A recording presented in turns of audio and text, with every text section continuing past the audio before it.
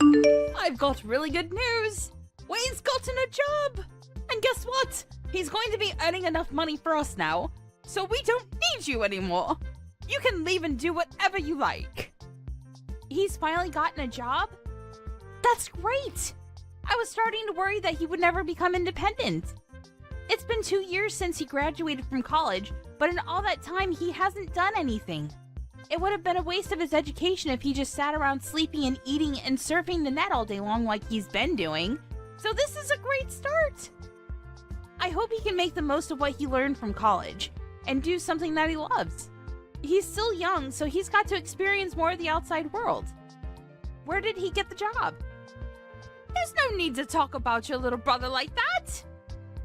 What do you mean? I just said what I thought. I'm wishing the best for him, and lounging around at home with me paying for everything he eats and you doing all the housework for him isn't what's best for him. He needs this job. You're his big sister. Can't you be happy for him? I don't understand how you could be so cold. He worked so hard in college, so of course he deserves some time to rest and enjoy his own time before getting a job. You didn't even get into college, remember? So don't act so high and mighty. You're just a high school graduate. Didn't get into college? That's how you remember it? That's a fairly lopsided memory of what actually happened. It's not that I couldn't advance to college because I didn't have the grades, and it's not like I didn't want to go. I did want to go. Like, badly. First off, no one would pay for my tuition and entrance fees, and I couldn't even set up a student loan because I couldn't get someone to be my co-signer.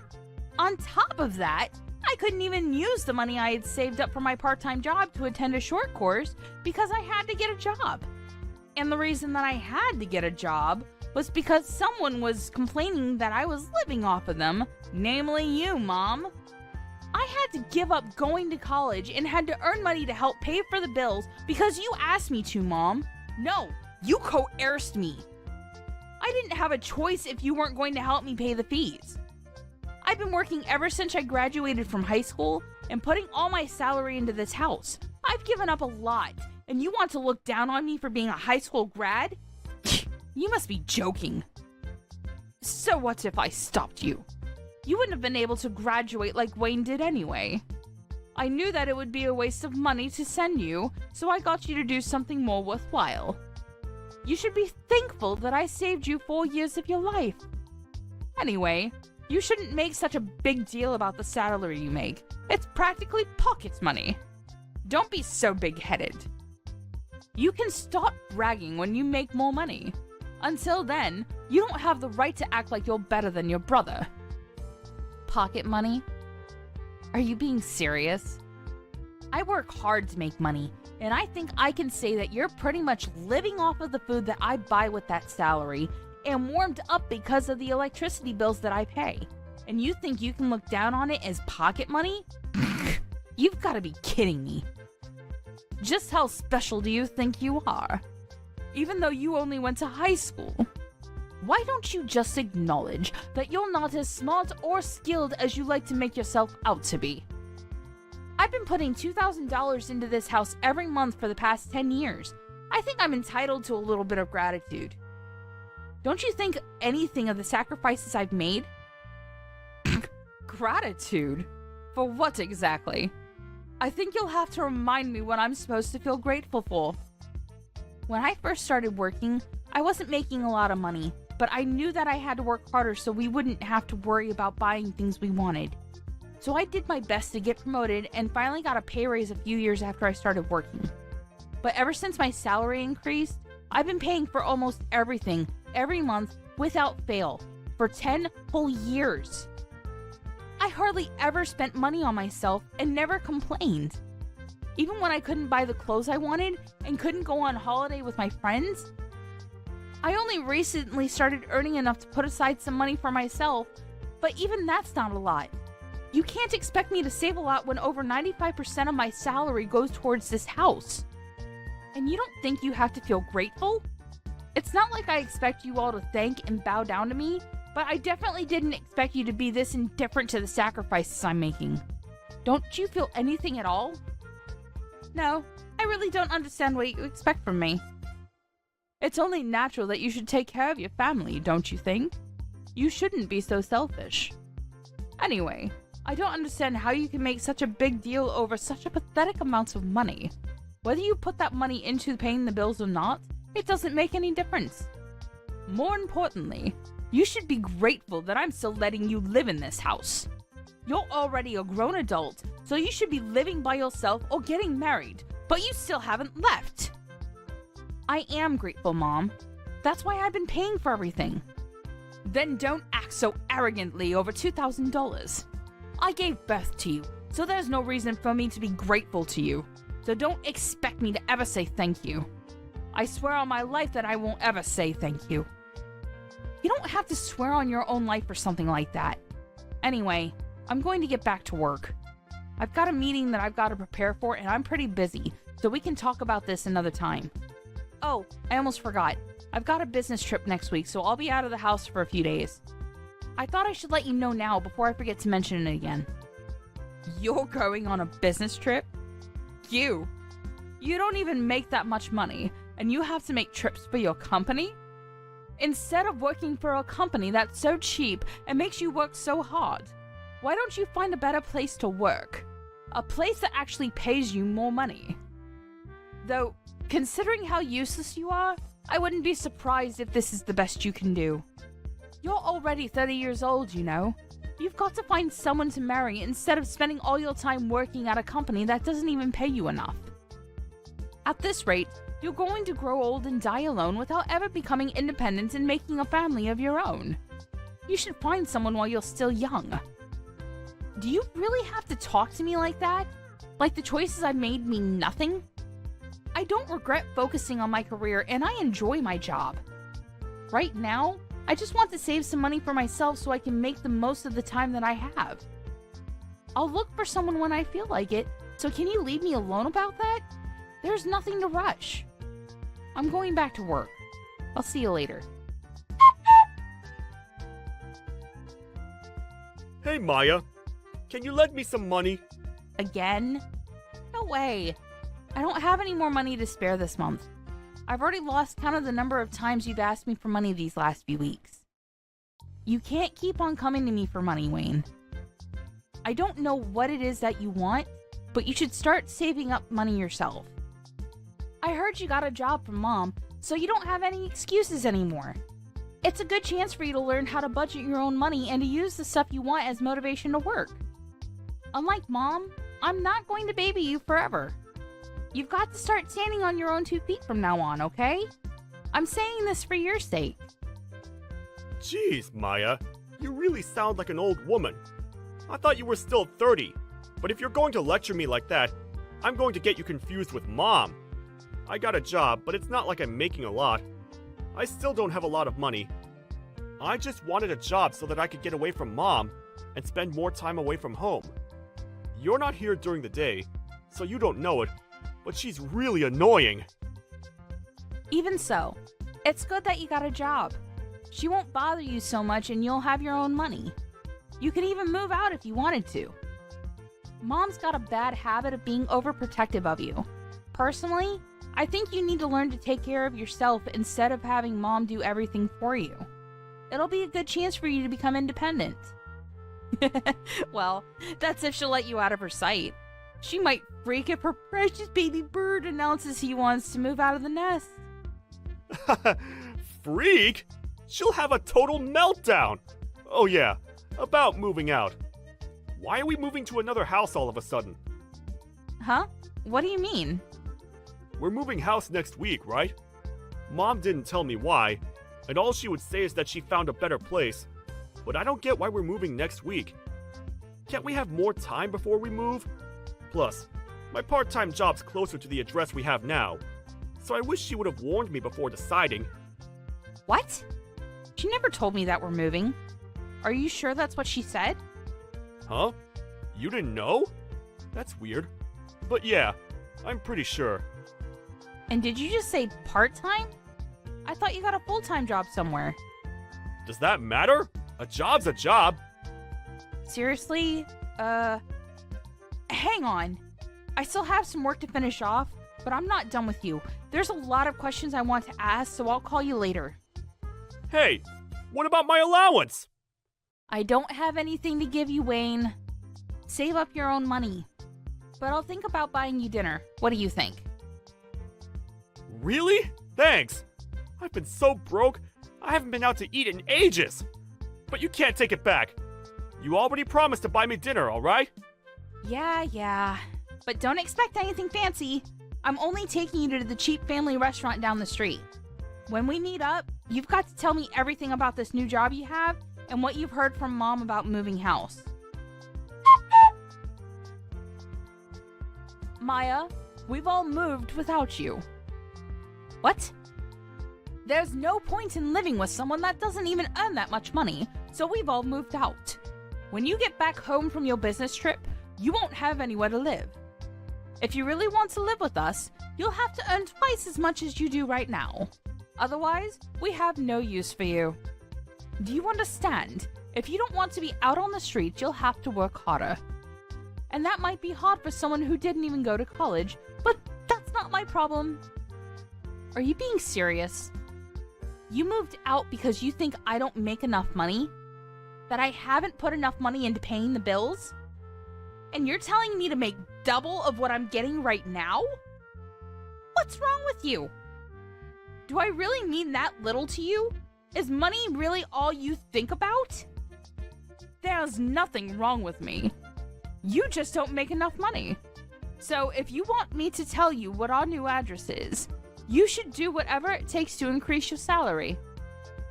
Even if that means finding a new job or a rich husband who will take care of us.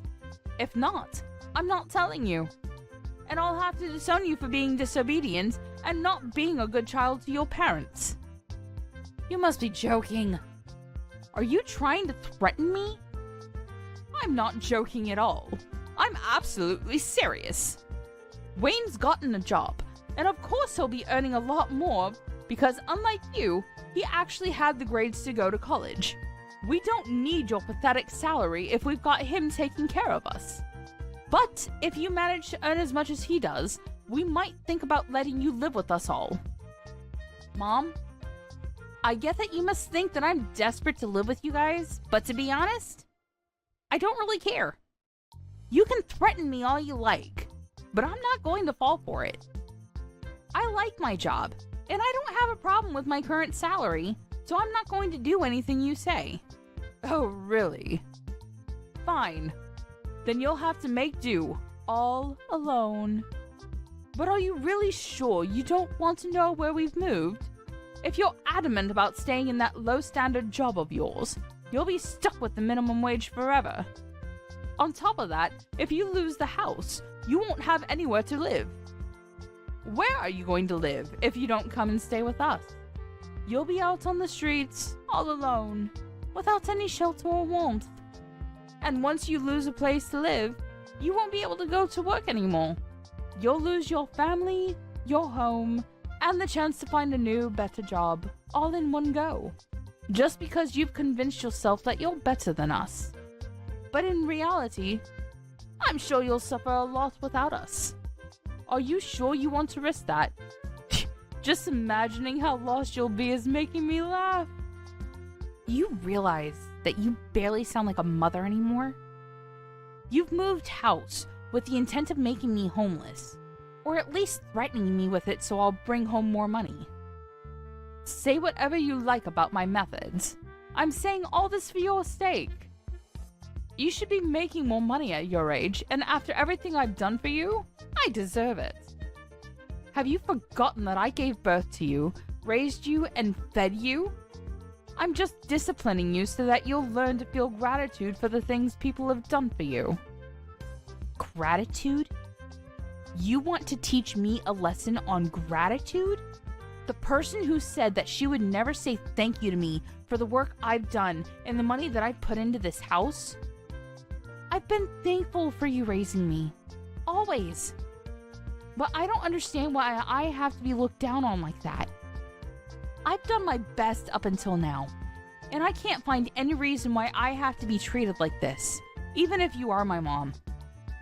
You're the one who should show more gratitude for the things I've done and given up for this family.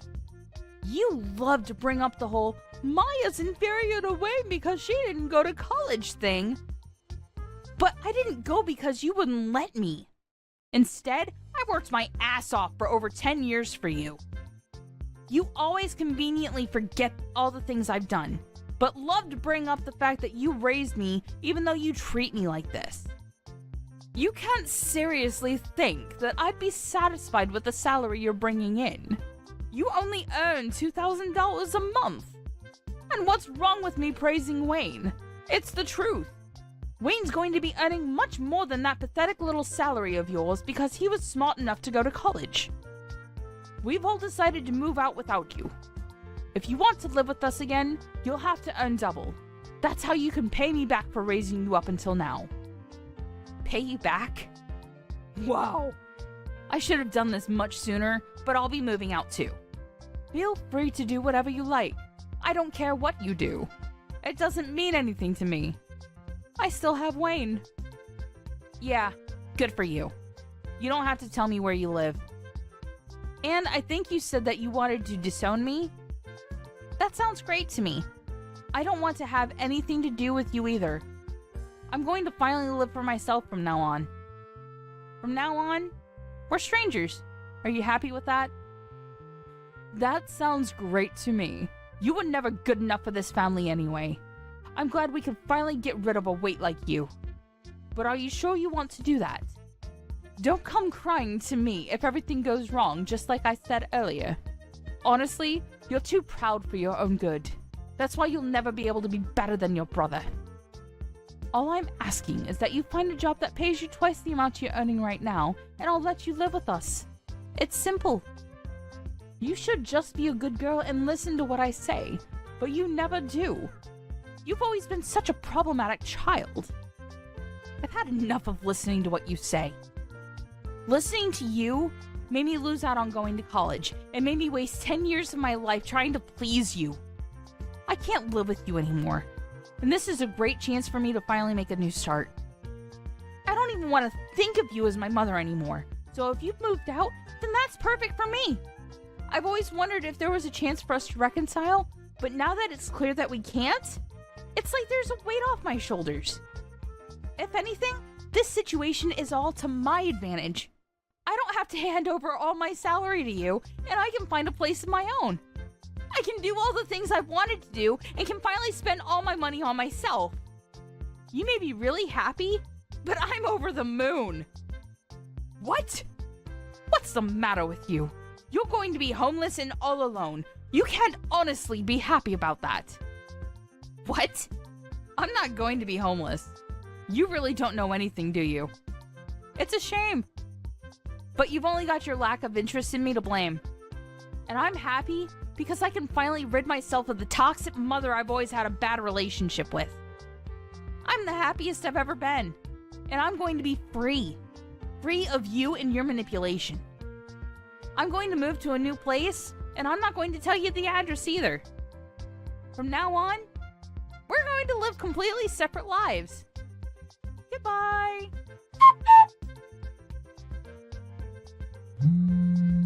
Maya, why won't you answer the phone? Hurry up and pick up the phone. I've been trying to call you since yesterday afternoon. You can't ignore me forever. I am your mother. Answer the phone right now. Mother? I'm sorry. I think you have the wrong number. I don't have a mother. What are you talking about? Don't be silly. I am your mother. Don't joke around. I need to talk to you about something serious. Oh, well, I think I used to have one, but unfortunately we cut ties last month and decided we wouldn't bother each other ever again. So, who are you? I'm not interested in talking to anyone who calls themselves my mother. I think I remember we had a fight like that, but you didn't actually take it seriously, did you? I didn't mean any of that. It's all in the past. Let's forget about that silly fight and make up. I want us to get on from now on. For me, having a mother is a thing of the past. Even when I still called her my mom, she didn't act like one. Don't joke about things like that. I'm being serious. I have something to ask you. We're in a lot of trouble, and you've got to help us. So listen to me properly. And I'm telling you that I have no obligation to listen to anything you have to say. We're not family anymore. You're the one that said I was just a weight, and that you had no use for me anymore. So what made you change your mind? We haven't been able to pay the rent for our new home, and we might be kicked out next month if we don't pay up.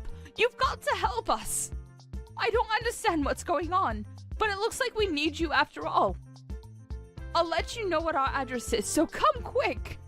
Please, forget about that stupid fight we had and come live with us. You say that, but what do you want from me? I don't see how I can help you.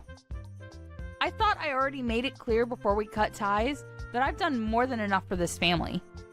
You chose to ignore that and didn't think that you had any reason to feel any gratitude for the things I did, so I chose to start over. I'm not surprised about the situation you're in now. To put things simply, Dad wasn't bringing any money home, so it's only a matter of course that you couldn't pay the rent. What are you talking about? Your dad's still working. He should be earning more than enough. Just because you cut ties with us doesn't mean that you can be so rude towards your father. Besides, that's impossible. It seems that you thought the money he was earning was available for us to use on the bills and stuff, but that's a mistake. He was using all of that money to pay off the debt he owed, so he hasn't paid for anything these past 10 years. He hasn't put any money into paying the loans for the house, and he hasn't had any money to spare to even pay the bills. He couldn't afford to pay the mortgage, so we had to rewrite the contract for the house years ago. It was in my name when you all moved out, so I decided to sell it, since I didn't want to live there anymore either. What? The old house was in your name? That's not possible. Wait a minute. I need some time to process this. No! What are you talking about? That doesn't make any sense. Why would he put the house in your name? You still don't understand? Dad wasn't earning as much as you like to think he was. He was earning much less than me and had to use all of his salary on paying back the debt he owes.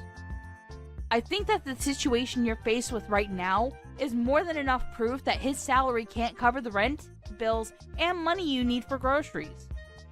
Don't you understand how useful my pathetic salary was now? I don't know what debt you're talking about. He should have already finished paying off the debt he owed years ago. Why is he still paying it off? What you're saying doesn't make any sense. You think he already finished paying it off? No way. That's going to be impossible. You even know how much he owes? It's an amount big enough that he won't be able to pay it off by the time he retires, no matter how much he works overtime. Even if he earned the same as I did, it would still be difficult for him to clear it all up. What? Plus, you were saying that you moved because Wayne got a job, right? I understand that you wanted to start a new life and a new home without me, but you really should have thought about it first. Or did you really think that I would cling to you and beg for you to let me in? And that you would get me to find a job where I would earn twice the amount I do right now? Please, Mom! Let me come live with you! I don't want to be all alone! I'll work harder and do everything you say! Is that the reaction you thought you would get? You must be kidding. Oh, man. You're the one that thinks too much of herself if you think that you can use your own daughter that much and expect her to be your slave forever. Of course not. It took me a while, but I finally realized that there's nothing I can do to make you happy or love me as much as you love Wayne. So I've given up on trying to get on with someone as toxic as you. You're nothing to me. I can't believe you would say that! You're a horrible daughter! I did all of this for your sake too, you know, so that you would finally realize that you should work harder for your parents' sake. But Wayne's my baby boy! He's going to be the one to take care of us when we're old, so I realized that we had no use for a grown daughter who isn't even earning that much and isn't even married yet. I just wanted to chase you out of the house before you caused any more trouble for us. You're just a waste of space. And I felt it was the best time to move since Wayne would be getting his first pay this month. I am tired of you playing the victim, Mom. Anyway, I'm saying that you shouldn't have decided to move so fast before even knowing how much Wayne would be earning. Do you even know where he works? And the hours? He barely works 20 hours a week. It's a part-time job at a convenience store. If he was by himself, he could probably get by, but is that true? He's only working part-time. Why do you even know that? Why would he tell you when he didn't even tell me? He told me that he was working for a major corporation, a really big business.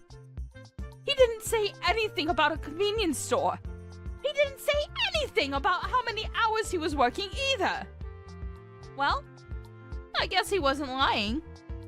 It's a convenience store that has stores all over the country, so it's true that it's a major business. But he obviously lied to you because he wants to meet the stupidly high expectations you have of him, so that you wouldn't judge him like you judge me. And because he wants to impress everyone. But I'm surprised you would actually move before confirming how much he was paid. You didn't even wait for his first paycheck before you decided. You clearly aren't looking reality in the face, Mom. You conveniently choose to ignore all the stuff I've done for you, but you believe that Wayne must be doing much better than I am just because he's your baby boy? Why does it matter whether it's part-time or not? I never knew you looked down on other people's jobs like that. You should be ashamed of yourself. It doesn't matter, as long as he's earning enough. $600. That's all he earns in a month. Like I said, if he was living alone in a super cheap apartment, maybe that would be enough. But I don't think it's enough to support the three of you, especially if you can't rely on Dad's paycheck. You're joking. That's all he earns? I thought he was going to get a lot more. You called my $2,000 salary pathetic. What would you call Wayne's $600?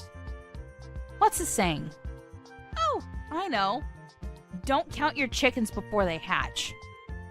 I hope you finally understand how much I've done for this family. There's no way you'll make any of the payments this month or next month without me. Anyway, I doubt Wayne will be as generous as I was. He's more likely to keep all the money he makes for himself because he's grown into an adult with everyone around him doing everything for him. I can't believe this. Why didn't you tell me? We moved all this way for nothing. Then I guess we have no choice but to move back into the old house. At the very least, we won't have to pay rent there. So, will you give it back to us? I already told you. I sold it. You did what? I didn't give my permission for you to do that. I told you. I was paying the mortgage, so Dad thought it was only right that the contracts be rewritten in my name. I'm the owner of that house. Well, until I sold it. Which I had every right to do because you all moved out and I didn't want to live there anymore. And I'm warning you, you can't use any of the spare keys you still have to get in because the locks were changed when I sold it. It's already been sold and it's already someone else's property. If you try and get in, it'll be considered trespassing and you'll be arrested. I can't believe you. How could you sell the house while we were gone? What's wrong with you? Wait, is that why your dad was so worried? He was shocked when I told him you weren't coming with us, too. Was that all because he knew he couldn't afford to pay anything? I thought it was strange that he kept asking me where you were and why you weren't coming with us. But this must be why. Then what did you do? What did I do about what? You were saying that you were going to move. Where are you living now? You sold the house, so you must have gotten a lot of money from that too. Where did you move?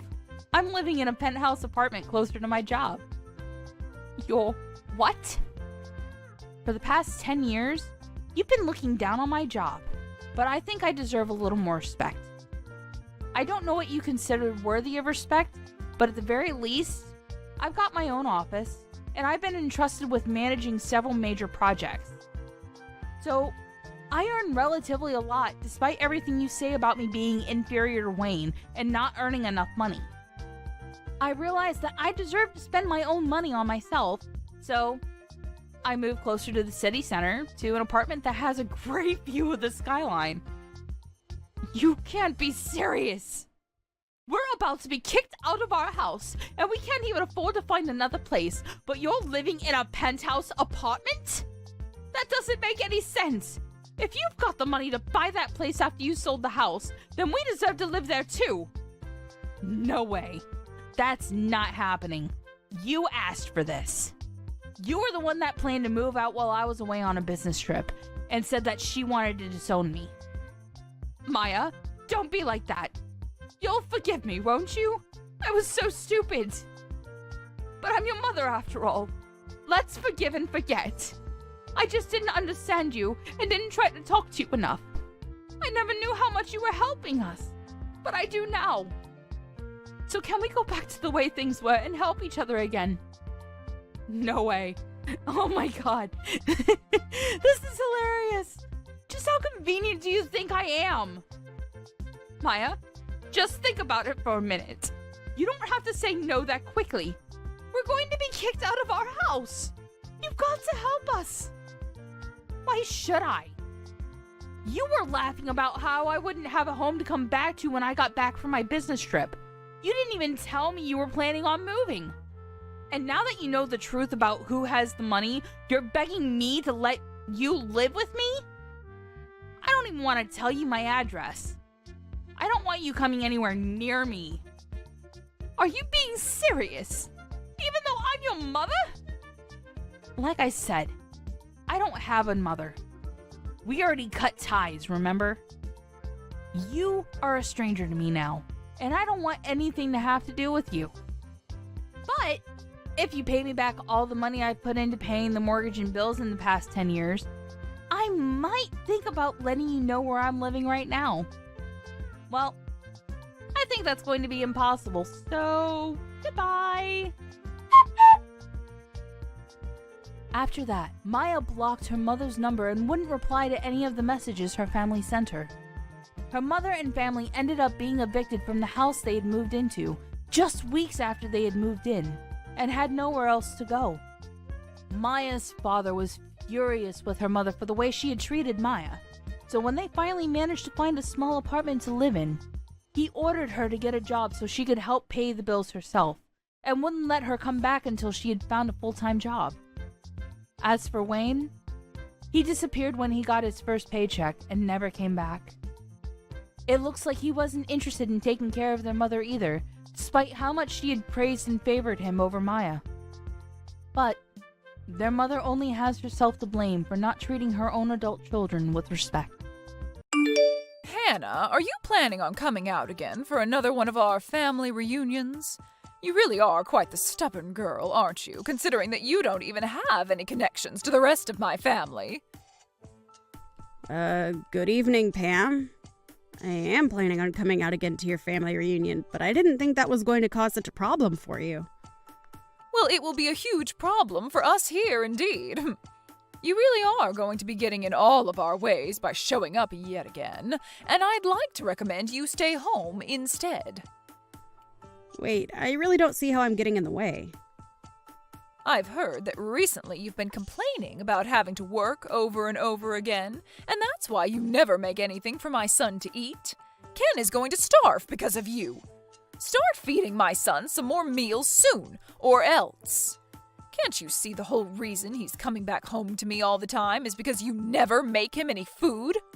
He always comes in saying that he hasn't eaten in days, and that you're never home to help make him something after he gets out of work. Seriously, why did he have to end up marrying such a useless woman as you? I'm sorry, but in my case, I happen to have a lot of work going on and not a lot of time to be home. And so to make sure that things around the house don't go sideways, I ask him to handle some of the chores for me.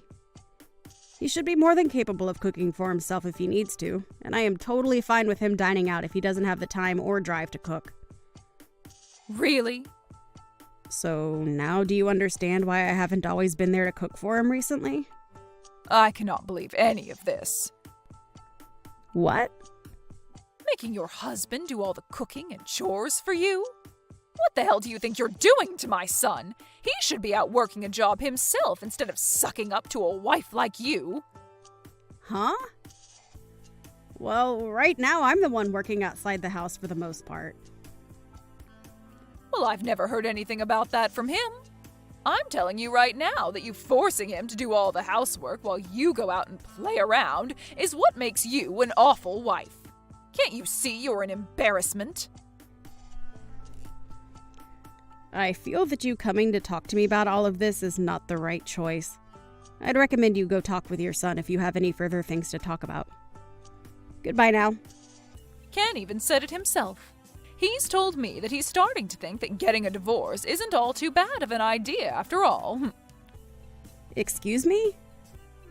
Is that something Ken has really said about us? Well, of course it is. If he wasn't saying these things right now, then why would I be lying to you about it? From what it looks like, Ken is starting to become really stressed out by what you've been doing to him. I think he's at his limits now with the way you've been handling things. And I'm sure you're well aware my son can find another wife after you in seconds. After all, you are just an old hag at this point, and he's better off throwing you in the garbage and finding himself a younger and more attractive wife. So he's really been saying these things? Well, it might also be that you're having delusions about all of that, and he's never said anything close to what you're thinking.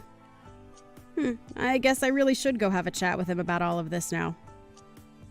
Well, I'm going to ask him later today then what he thinks.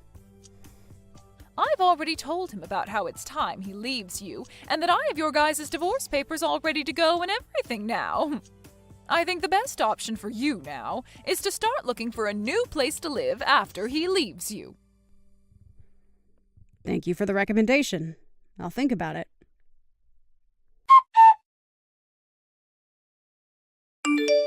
I'm not joking around anymore. Hurry up and come back here right now.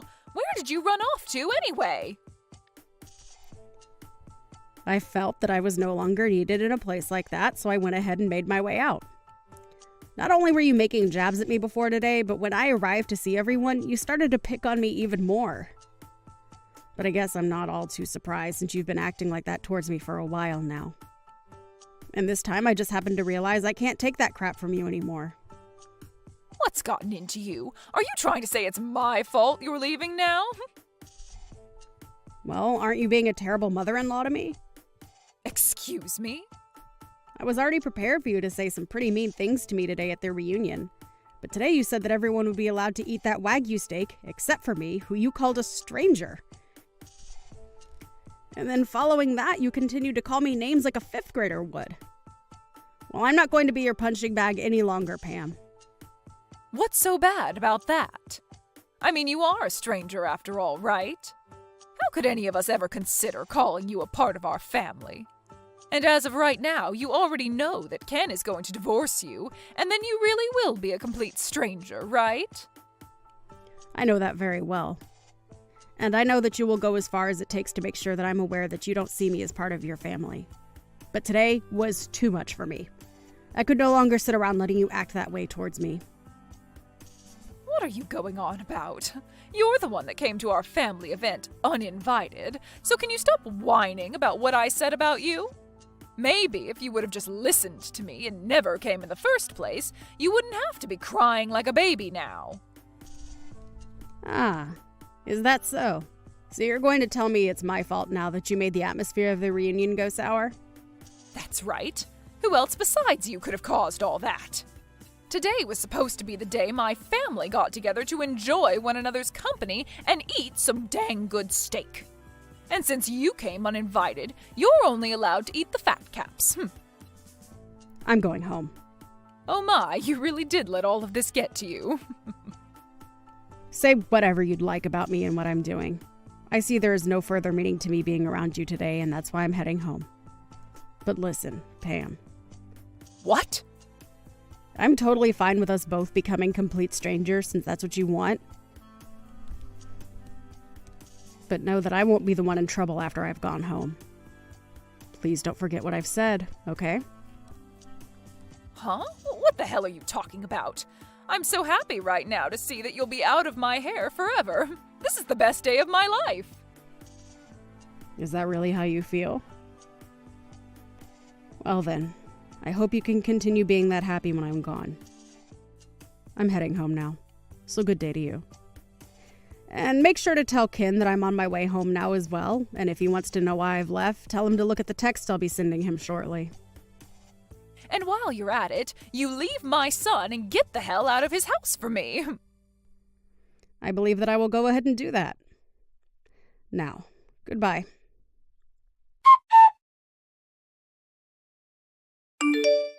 Hannah, where are you at right now? I'm sure my son has been trying to call you plenty of times as well right now. Why are you not answering his calls? I don't see any reason to answer his calls, and I'm on my way back home now. Huh? So you were being serious when you said you'd be going back home?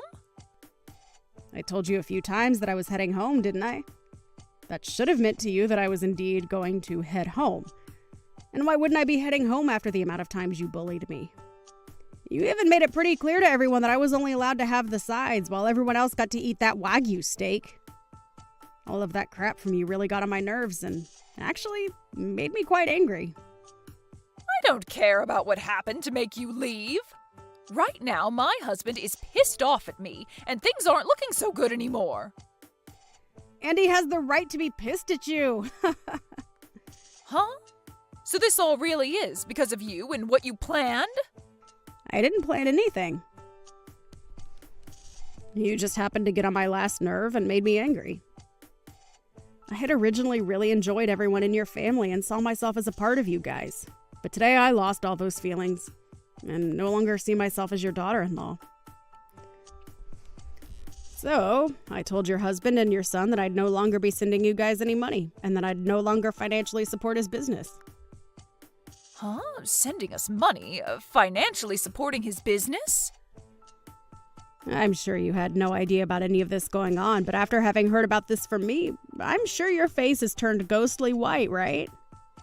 And I'm sure that with your husband being so upset with you now, the reunion is pretty much over, right? It must look like hell there right now with him cussing and flailing his arms around all over the place. It sure is hell here. He's been tearing into me in front of literally everyone in the family. If anything, he's making it look as though I'm the one that did something wrong here. Well, you're not wrong to think that you did, in fact, do something very wrong. It's all because of my husband getting this mad at me that I've been completely embarrassed in front of the whole family. Why is this all happening to me? What the hell is this about you sending us money? And what kind of financial support have you been giving his company? You seem to be the only person that never knew a thing about both those things. Even Ken knew about all of this. Yet he let you act like that towards me for some reason, making me second-guess my relationship to him.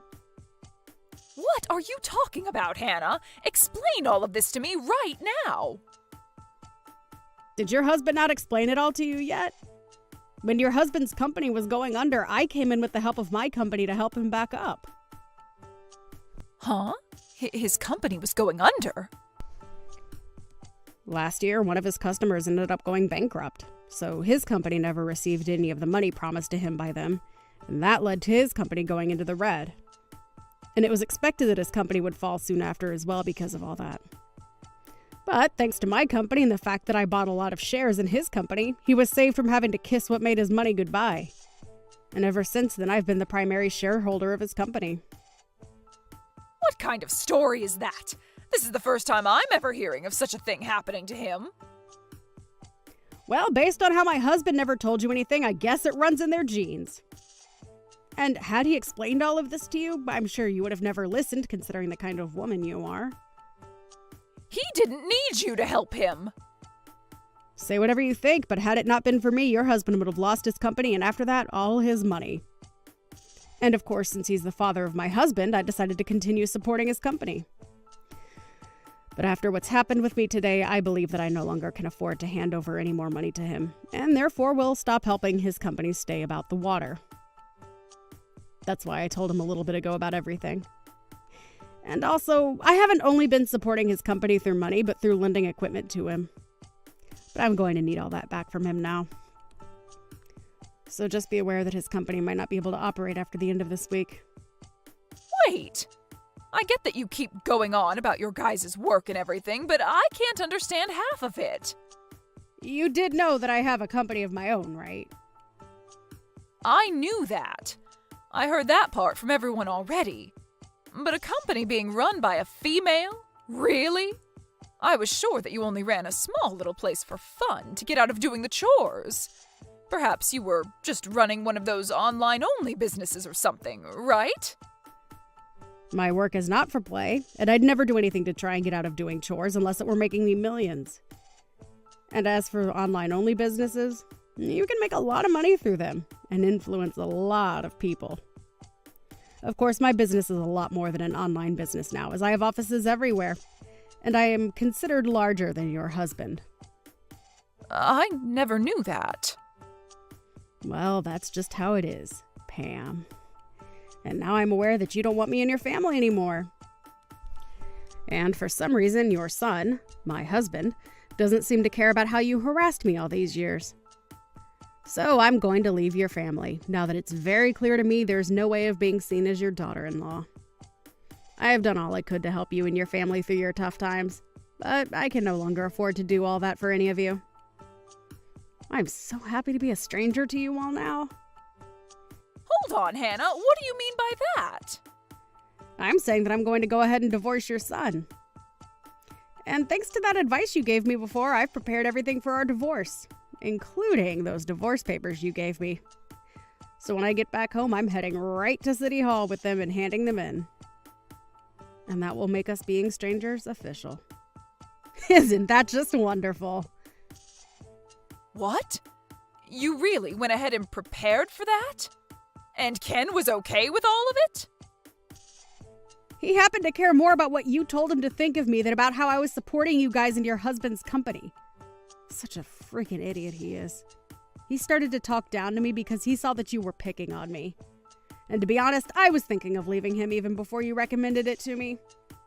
So thankfully, I was in the same boat as all of you and got all this prepared just in time. But then, what's going to happen with you being the primary shareholder for my husband's company? Huh? Have you not listened to a single thing I've been saying? I'm going to be leaving your son and become a stranger to you all, so I will no longer invest in your husband's company. And I already told that to your husband, hence why he's so upset with you now. What? So you actually want to go through with stopping all that support? Why wouldn't I want to? You made it clear to me that you don't need my money anymore. But hey, thank God we can all be complete strangers now, right? This isn't about you being a stranger to me now. What are we going to do if my husband's company falls back into the red after you pull your money out? He's only going to become even more pissed at me, and the next time I'm sure he'll not go easy on me. I don't give a flying frick about what happens to all of you. Huh? Jesus freaking Christ, are you that selfish about everything? You've been telling me how much you want me to be a stranger, yet now that I'm leaving you and all your family, you're going to start crying that you want me back again. My husband may not have seen it at the time, but the way you guys treated me is now going to really affect your husband. Big time. So don't cry about it to me, because that's all on you. What do you mean it's all on me? I'm your mother-in-law. You think you can just blame me for all of this? I sure do. And I am. And so will your husband. Also, you're not even my mother-in-law anymore. So go screw yourself, please. You asked for me to become a stranger to you, and I answered. But now that I've answered, you might have to find out what to do about your husband's soon-to-fail company. Excuse me? You're a huge jerk for doing something like this to me. But this is all the fruits to your labors, correct? Go apologize to your husband now for all of this. And hope to God that your apologies will be enough to get him to forgive you. What am I going to do, Hannah?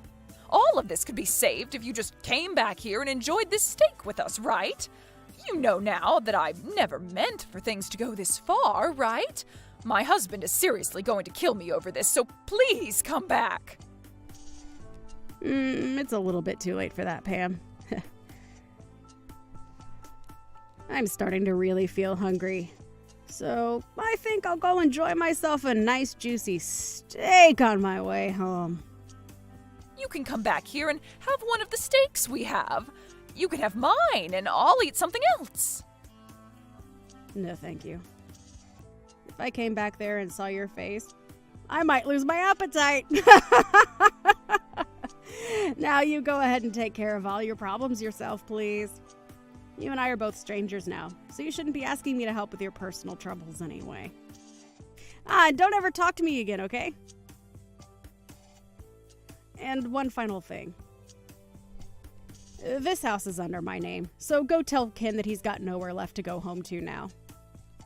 Well then, you have a wonderful rest of your evening with a husband that wants to kill you and a son that's too stupid to understand what's happened.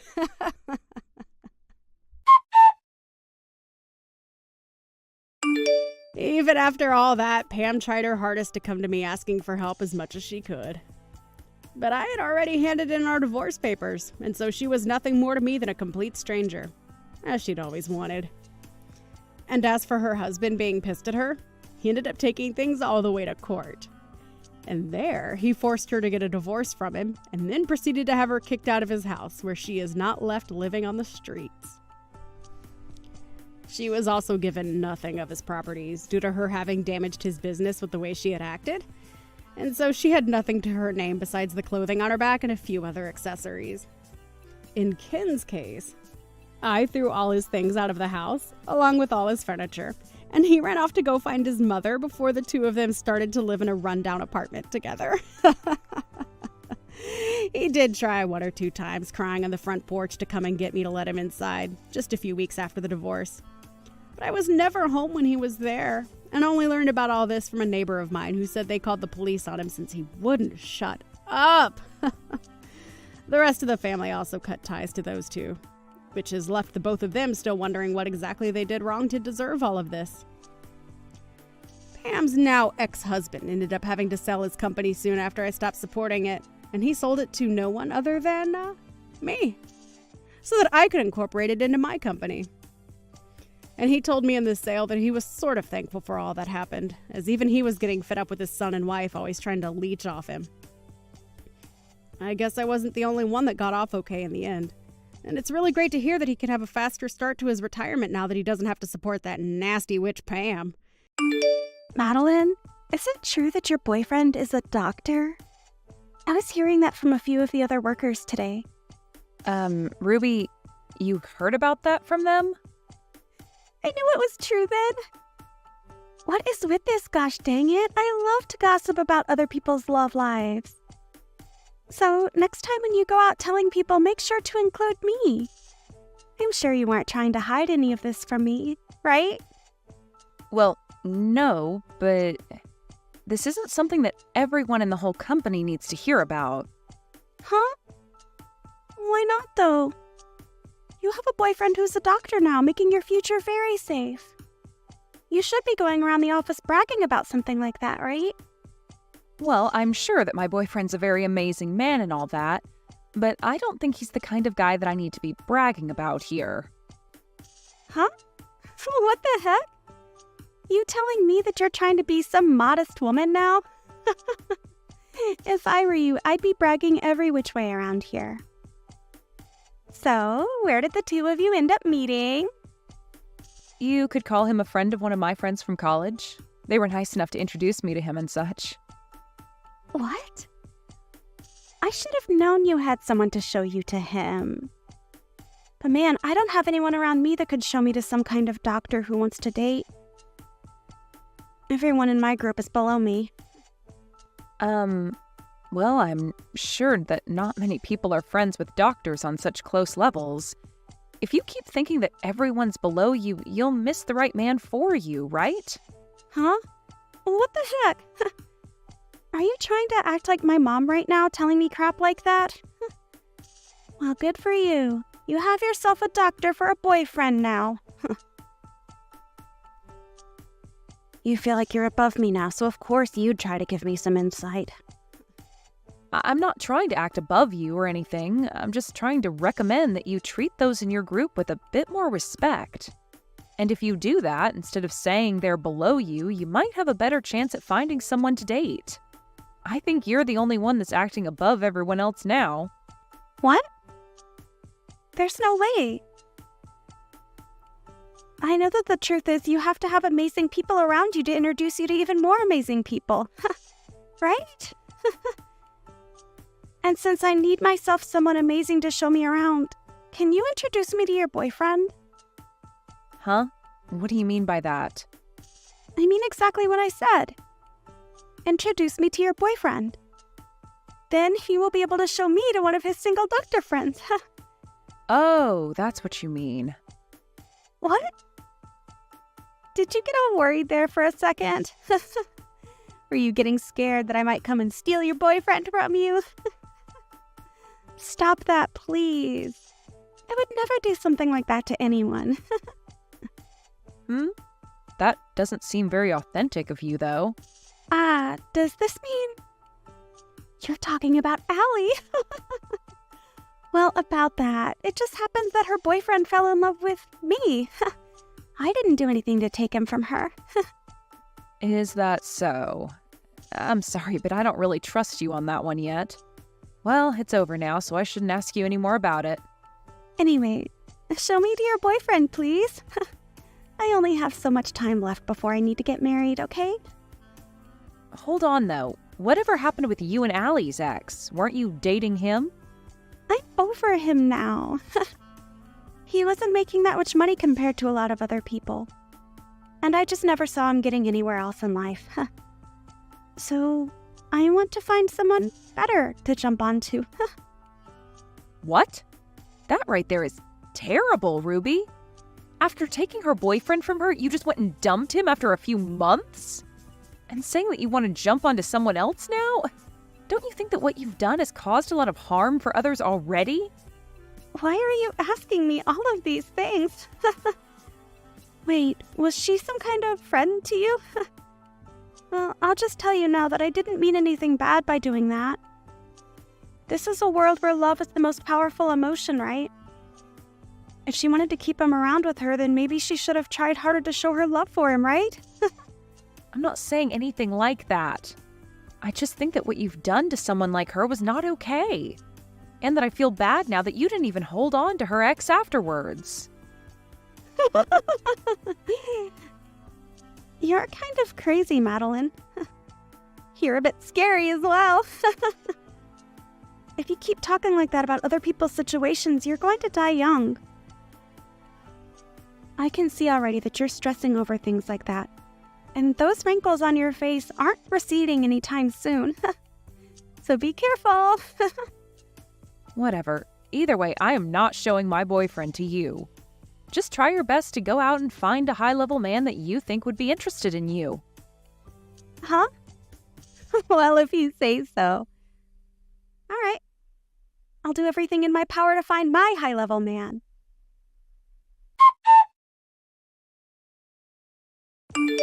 Now that I think about it, are you okay, Madeline?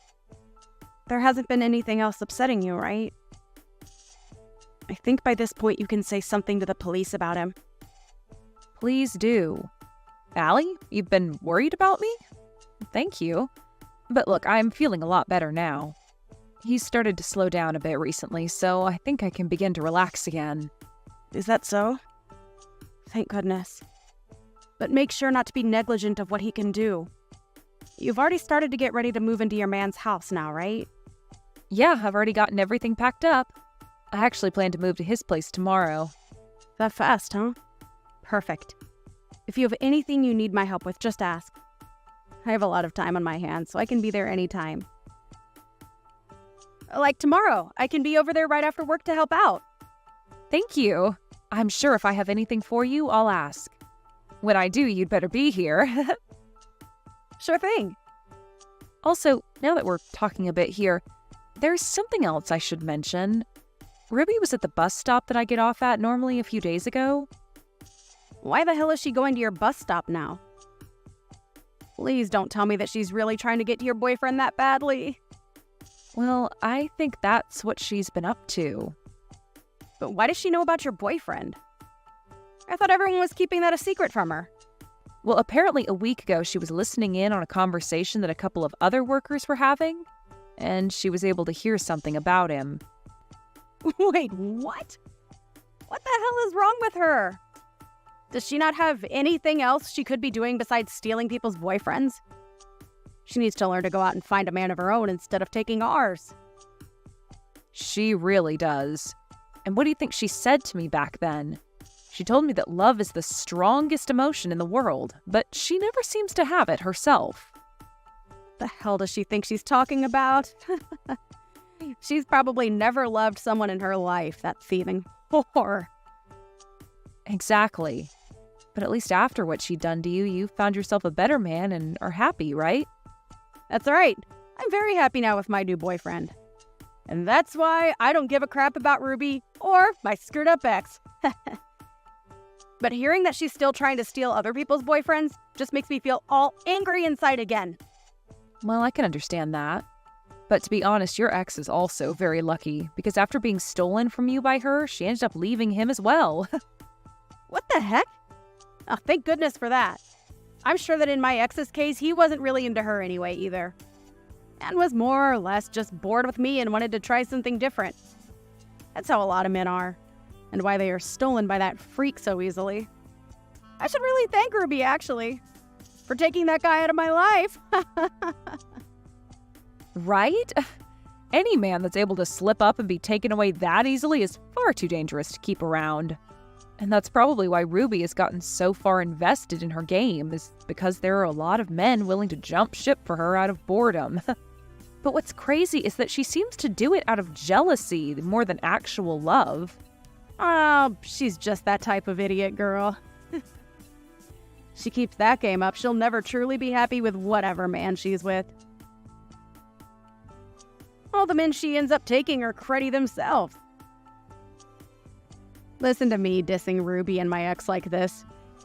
But you're right about what you're saying.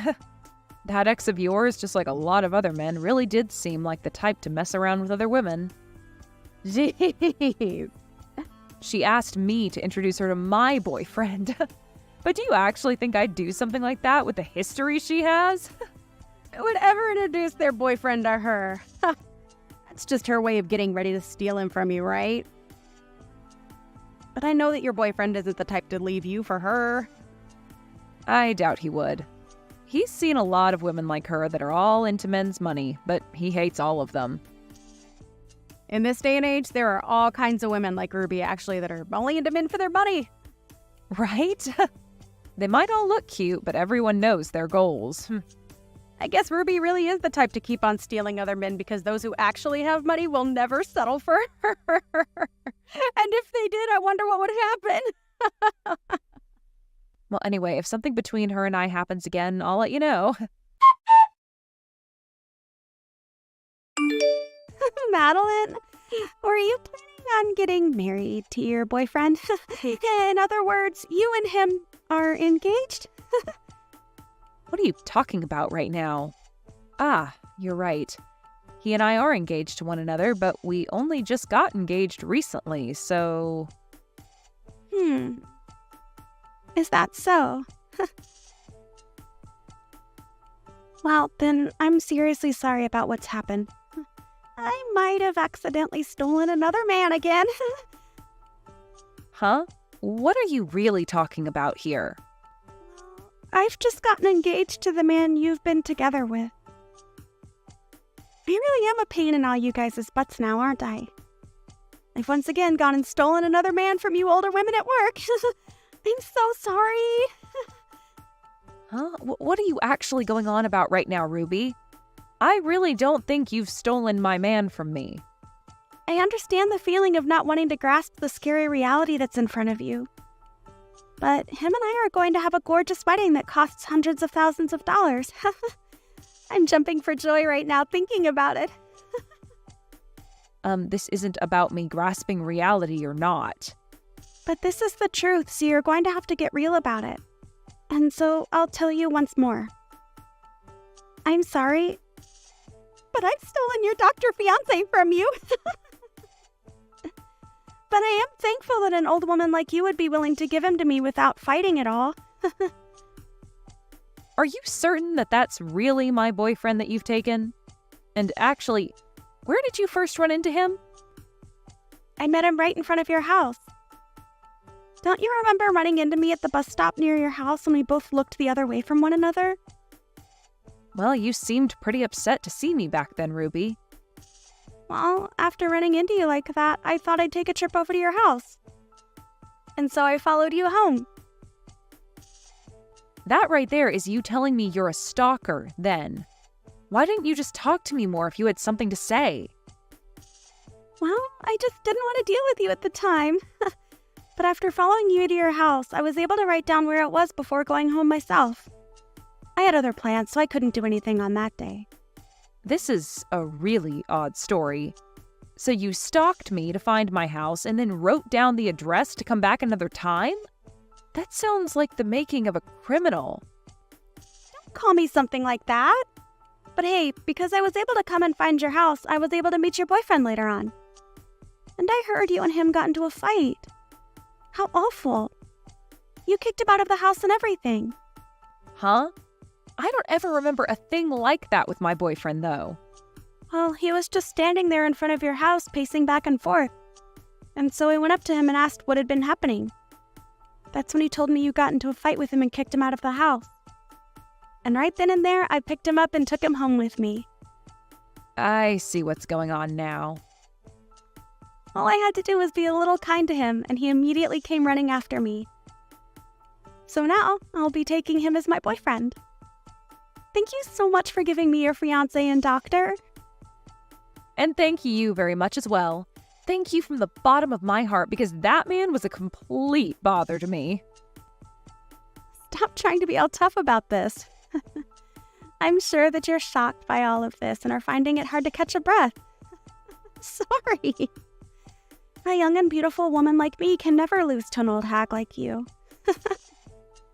No, I'm seriously thankful for what you've done. That man has been stalking me for months now. Huh?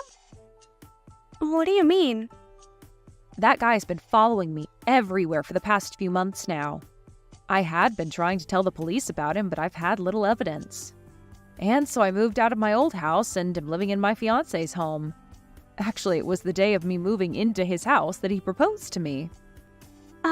Wait a second. What do you mean? I haven't ever been over to his house yet, but... That guy you're with probably doesn't even have a job right now. And if he does, he's probably working minimum wage and stalks all kinds of women daily. I think me being a bit too nice to him before is what got him so interested in me. He was the cashier at a gas station I stopped at, and maybe he's a sucker for nice women. You're lying, right? But he's a doctor. Did he say that? Well, that's a blatant lie. Probably just said that to get you to fall in love with him. Telling you he works an amazing job that was all too easy for him, right? Just like you'd done when you took Allie's boyfriend from her. Well, good luck, because he's been a really persistent stalker with me. This is all lies. You're just trying to get me all worked up now because you're a sore loser, right? Him and I have already handed in our marriage paperwork to the city office and everything now. And I was planning on becoming a housewife and already told the company I quit. Wait, what? Sucks for you. Well, I'm sure you'll know very soon if I'm telling the truth or not. Wait. If you're actually telling the truth, then I'm actually screwed, right? I've already started talking about having a wedding with him. Well, it's your fault for thinking you can just steal other people's boyfriends like that. But you both like to stalk other people, so I think you'll be a great couple. Maybe try your best to save up whatever money the two of you can for that expensive wedding. I hope that a whore like you gets whatever happiness is left for you after what you've done to people. After that, Madeline was able to distance herself a bit from Ruby and had an amazing wedding with her husband. and was then able to leave her job and become a housewife. There she was able to begin the dream she had always been chasing after. Never had to really look back at the past that Ruby had been trying so hard to keep her in. I'd say that this time, Madeline really did dodge the worst bullet anyone could be hit by, and she did so without even getting a scratch in the end. But as for Ruby, she was not willing to marry the stalker anymore, as she began to learn very quickly that he was going to be more than just a burden on her shoulders. Before the wedding could even begin, he was saying creepy things to Ruby, that even for a girl like her who had very little brain cells began to really turn her off, and so she ended up canceling the wedding with him. However, she wasn't going to get away without paying the cancellation fee, and so went into extreme debt with all of the loans she had to take out. And it wasn't just the cost of canceling the wedding that she had to pay either, as the stalker also asked that she pay him back for breaking their engagement promise with one another. And if she didn't, he'd make sure she never got to see the end of things between them. So it's going to be a long time before Ruby can pay off all the loans she's taken out. And I'm sure that'll keep her anchored in the hell she asked for. And as for there being anything to force both Ruby and Madeline to be around each other, there is nothing, as the both of them have left their jobs at the office, so neither one of them will ever have a chance to talk to one another anymore. Therefore, not many people really know about what's happened to Ruby after going into such terrible debt and running off. It's funny to think that she got off so much to making other women feel horrible by stealing their boyfriends, but is now feeling the worst after getting what she'd asked for. I'm at least sure that now men are no longer on the mind of Ruby, as she tries to find a way out of the hell she's fallen into. And that's okay, because no man, or woman, would ever want to have someone like Ruby chasing after them, because we all know now that she's bringing nothing but bad news with her. I can't do this with you anymore. Huh? What are you on about all of a sudden? I'm saying that I can't handle being married to an ugly woman like you any longer. And honestly, why did we even get married in the first place? You're definitely one of the worst choices I've ever made. Are you serious about that? Don't you feel you're being a bit rude with that statement? Actually, I don't feel anything, because I know that everything I'm telling you right now is the truth. You're an ugly woman, so I'd like to divorce you as soon as I can. Please and thank you. Huh? Please and thank you for what? Recently, we haven't even been talking to each other much, and now you've just come out of nowhere with this childish attitude? Shouldn't you at least be thinking about talking this all over face to face first? Life is too short to be doing things like that. And the time we've already had with each other is all but a huge waste. I don't even have the time to come talk with you anymore. You understand me? So you really do want to get a divorce then? Is that what'll make you happy after all this time? Oh, I'm telling you, it'll mean the world to me. I've even gone ahead and gotten the divorce paper all filled out and everything. If you can come and fill your own parts and hand it in for me, then we can finally say goodbye to this unfortunate marriage. You've been telling me these past few days you were very busy, but it seems you still had time to get all that work taken care of, huh? I don't have a clue what's happening right now, to be honest, but I guess there really is no other option. Can you at least tell me why you want this divorce? I told you, you're ugly. I'm sure that my face has not changed much during the 5 years we've been married. Are you sure this isn't just about you cheating on me with some younger, cuter girl or something like that? Well, you might actually be right about that. I do have myself another girl, and she's a far more important girl than you. Like I said, marrying you really was an awful choice, and so I want to fix that by getting rid of you right here, right now. Well, when you put it like that, I really have nothing I can say in response. If it's a divorce you want, then that's what you'll get. I'll make sure to sign my parts of the paperwork, but I won't be turning it in until I have the chance, okay? Just as long as you get it taken care of soon. I want to hurry and turn my life around with more of this amazing girl of mine. And I feel the same way of not wanting to overstay my welcome with you. I'll make sure to get this all taken care of in a timely manner for you. Well, thank you for everything up until now. I'll make sure to contact you about anything that happens between us after this as well.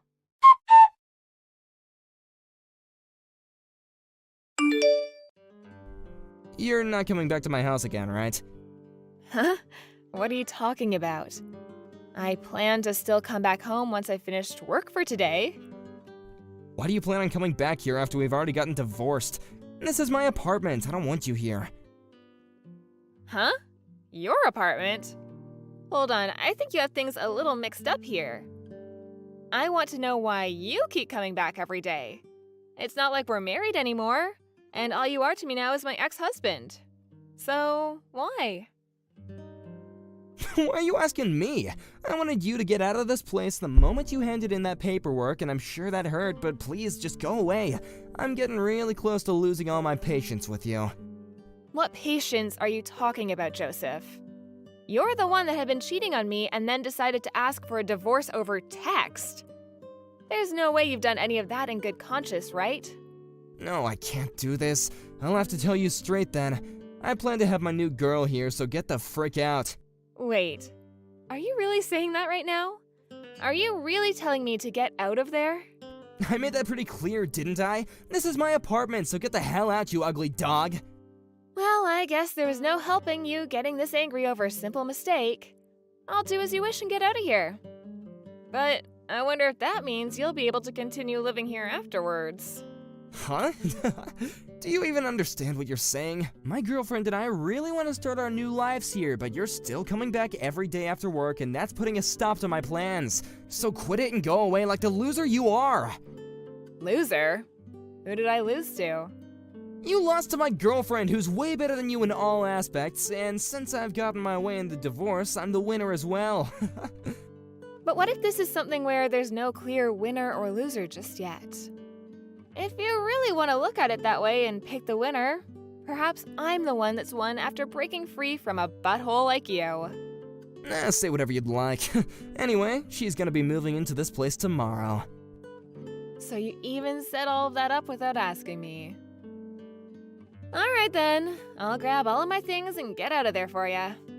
Hurry up and get on with it. I still have no idea why it's taken you this long to realize that. Did you really have that much trouble understanding that I've gone and divorced you and have thrown you away? You think so? I never thought all of this as you throwing me away, but I'd be careful how you're viewing all of this, okay? Then what was this to you? Did you think that after we got divorced that you'd just be able to live in my apartment for however long you wanted? I'm telling you that from tomorrow, this place will be where my girlfriend and I will start our new lives together, so I wanted you out of there by the end of today. Then I'd like you to pay the $8,000 rent for that place, please. What? I'll do as you wish and leave the apartment. But do you think you'll be able to pay this month's rent there? Do you really understand the situation you're about to be getting yourself into? You're a frickin' idiot. You have no idea what you're talking about. What do you mean? I'm just saying that by all the things I do know, I can tell you'll have a real big problem trying to pay to stay in that apartment. Seriously? Of course I can pay for this place. This won't even be as bad as the loans that you have to keep on paying off. And if need be, I can just take out a loan myself to pay the rent here. Wait, what are you talking about when you say paying off a loan? What? Oh, shut up, please. Why do you want to start talking to me about all this now? It's not like I actually care to talk about any of this, but I'm telling you that it's a really good idea to get out of here sooner rather than later. I can already tell you that you have no idea what you're talking about when it comes to my apartments. Huh? Well, whatever, I guess. I understand. You're sure about this, though, right? I've been very sure this whole dang time.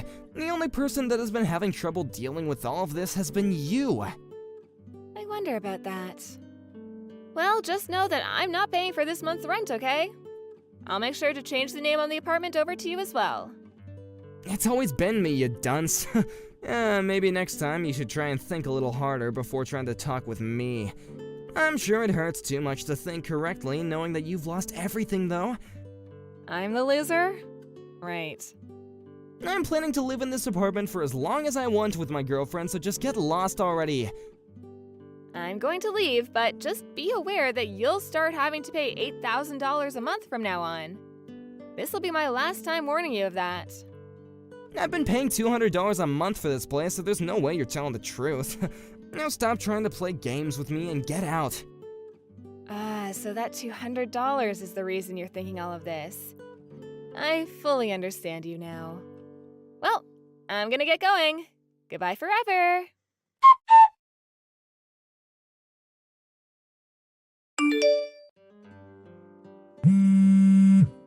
Why do you want to talk to me now? I have nothing I care to talk with you about now. And actually, I'm still in the office working. I want to ask you about the truth regarding the rent here. Rent? Ah, you're finally come around to understanding that.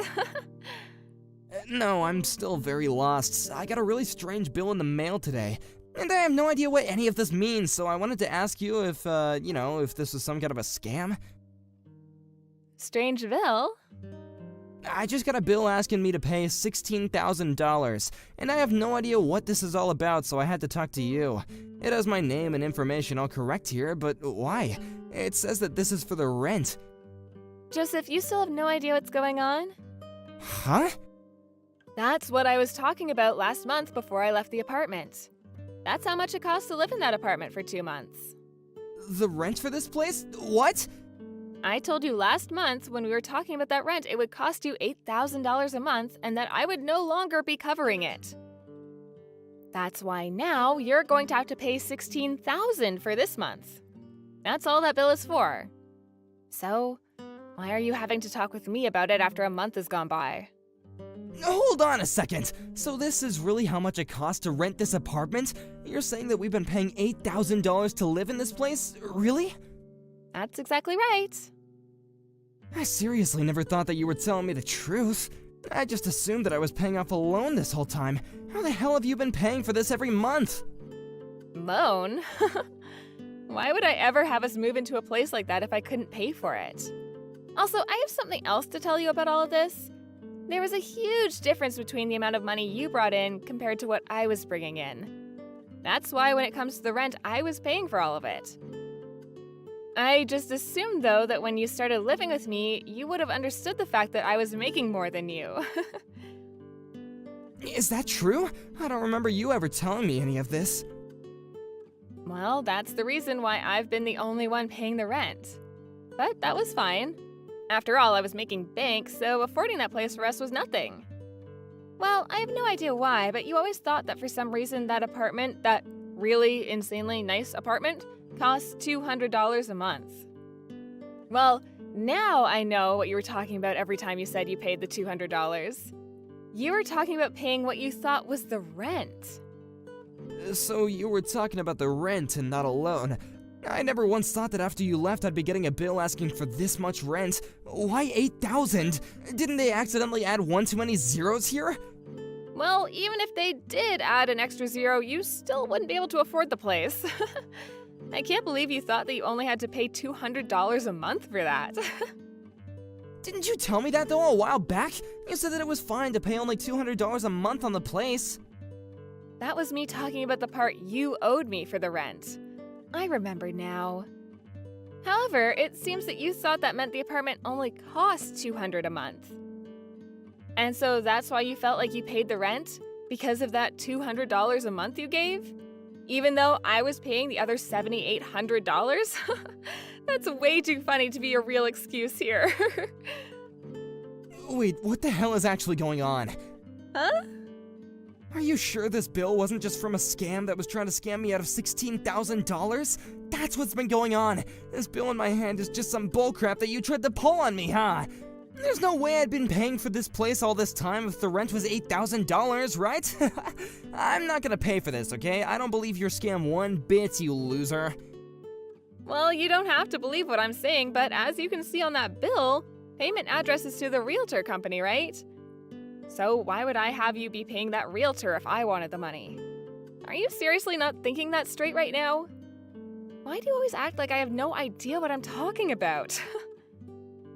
Crap, so this really is the real deal then? There's just no way that I should be having to pay $8,000 a month for this place. This is twice the amount I'm making a month. I see. Then why not leave the place? Huh? You think it's that easy? You really wanted to live there no matter what I said before, and that's why I made you the sole renter of that place. But if you can't pay it off, you're gonna have to leave soon, right? Well, of course, you're still gonna have to pay off the rent for this month and last month. I wonder if you'll be able to handle all that money in one payment. And another thing, since you're leaving in the middle of the year, you're gonna have to pay a fine for breaking the contract. Good luck dealing with all that on your own, okay? Wait, I have to pay a fine as well? I wonder if there's something else I can do. Even having to just pay off 2 more months of living here, I don't want to pay that much.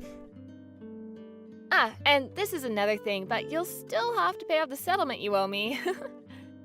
Huh? I want it all paid to me really soon, okay? But I have some doubts that'll happen at all because of how much money you already owe and how little you make. A settlement? Why are you talking about that now? Why do I have to pay you for everything? You're saying that I have to pay you, right? Well, this isn't something out of the blue, right? The whole reason for our divorce was because you cheated on me, correct? Well, I'm not saying that I didn't have reason for wanting to leave you besides that, but still.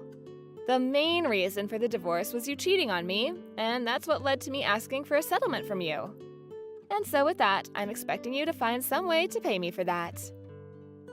If you think about it, this was all gonna happen regardless, right? So really?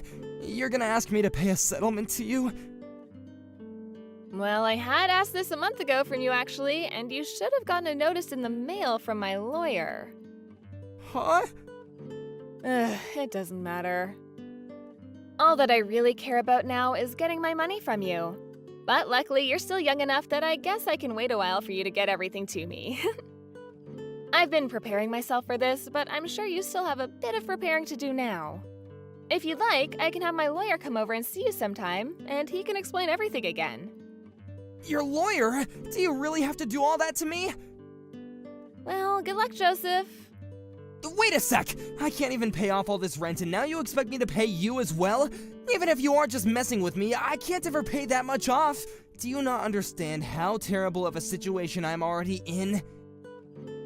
I do understand, but what does that have to do with me? If anything, this is all on you for not understanding your own situation before divorcing me and kicking me out of my own apartment. But can't we at least discuss this in person? In person? I have nothing else to discuss with you. I can understand wanting to take the time to talk this through back when we were married, but now we're just strangers to each other. And also, I really don't care to have anything to do with you for the rest of my life, nor should I have to. I suppose your best bet now is to take out some loans and borrow the money to pay everything off, while you still have the time. You'll have to make all this quick so that your girlfriend doesn't catch on and leave you. Rebecca, can you wait for me? I don't want to have to deal with all this on my own. I'm not even going to be able to pay everything off with just my savings. Please, can you help me? This is what you deserve, bud. You're a piece of garbage and need to understand that. Now, I'm going. I'm sorry about this, but I'm far too ugly to stick around with you.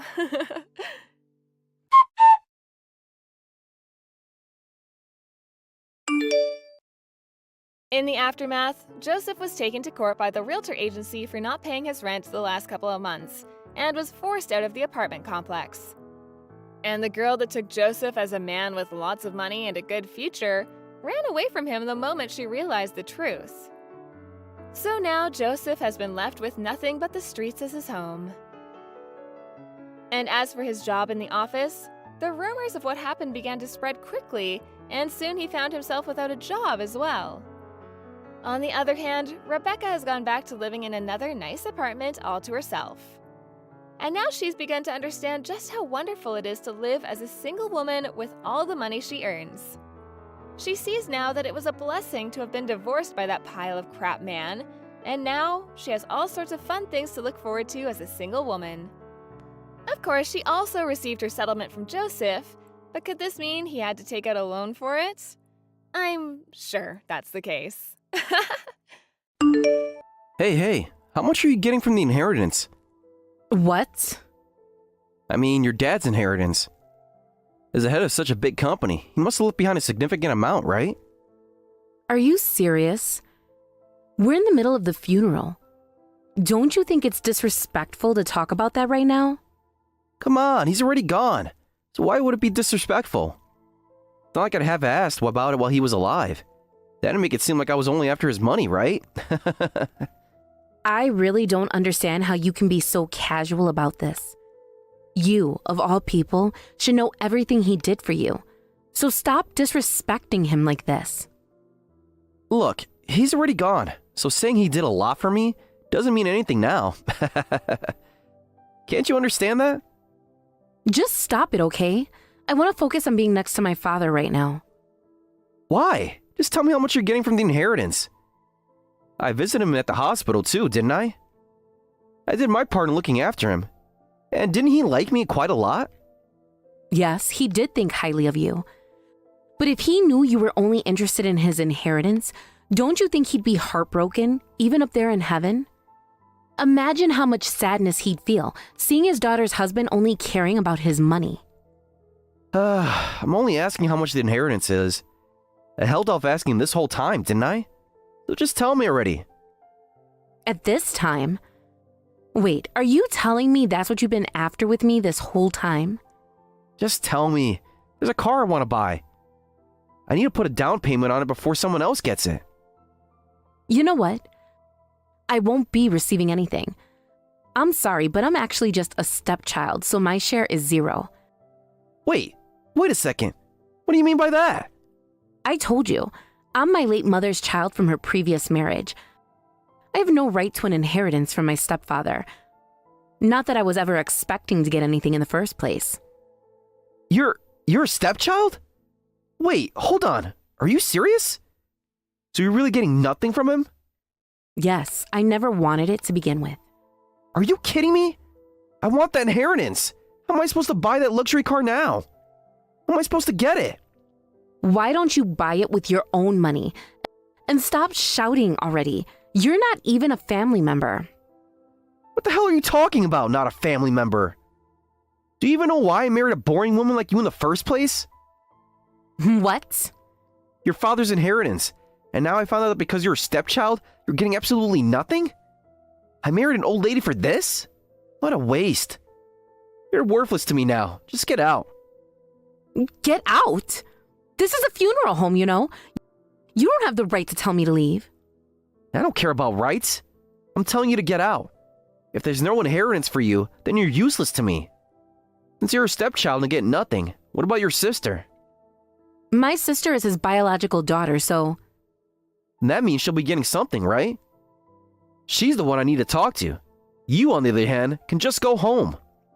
Stop it. Don't ruin this funeral. Can't you just act with some decency for once? And don't bring my sister into this. She doesn't deserve any of this chaos. Shut up.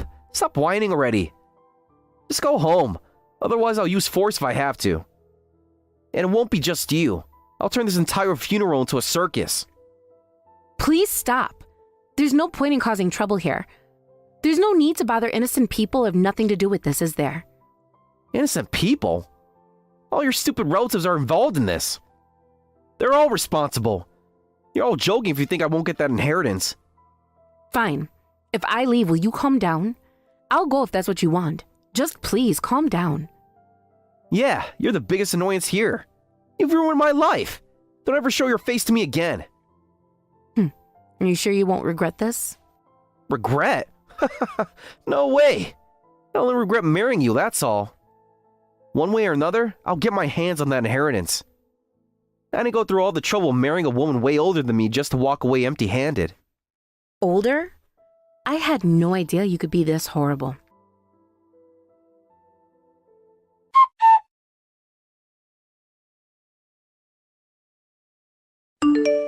Hey, Skipper's been messaging me nonstop. It's seriously getting on my nerves. What's his deal? Did something happen that I don't know about? Already? I'm really sorry about that, Avery. He keeps talking about inheritance of all things. Isn't that disturbing? Who even brings that up at a funeral? It feels completely out of place, like he doesn't even realize where he is. Yeah, unfortunately, it looks like he married me solely because he thought he'd gain access to my dad's inheritance. Looking back, there were definitely times that made me feel something was a bit off, like he was prioritizing the wrong things. but I never imagined he'd be so rotten, let alone it would come to this. So he didn't even know that you aren't your dad's biological child? He went into this whole marriage without knowing? That's right, I never brought it up. It just didn't seem relevant before, and he probably tried not to get too involved in any family talk on purpose, just so I wouldn't catch on to his intentions. And he'd been carefully waiting for this moment, I guess, counting down to this day, only for it to backfire on him when he found out I don't have the right to inherit anything. Now that he's aware there's no money coming my way, it seems he's completely losing it. Wow, that's so selfish of him.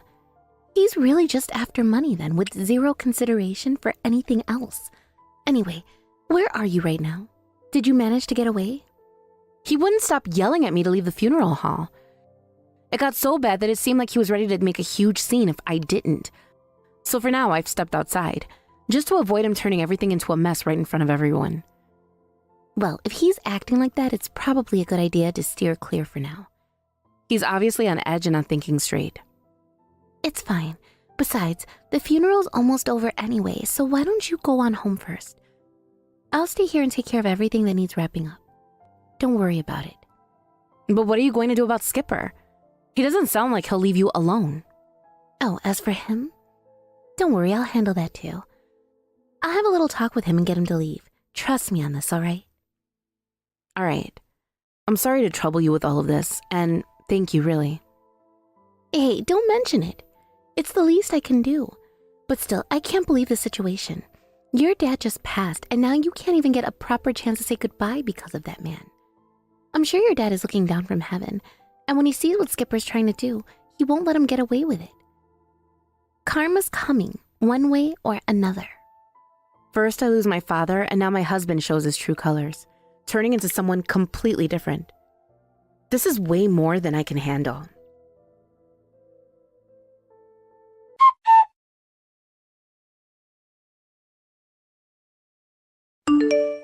Hey, what the hell is going on here? Seriously? I saw it on TV. You're the heir to Yamada Trading? What does that even mean? You saw it, so I assume you understand. My father passed away, and I'm stepping in as the next president of the company. That's all there is to it. What? What's that supposed to mean? Why didn't you tell me any of this? It wasn't decided yet, so I didn't tell anyone. But my father's will named me as a successor.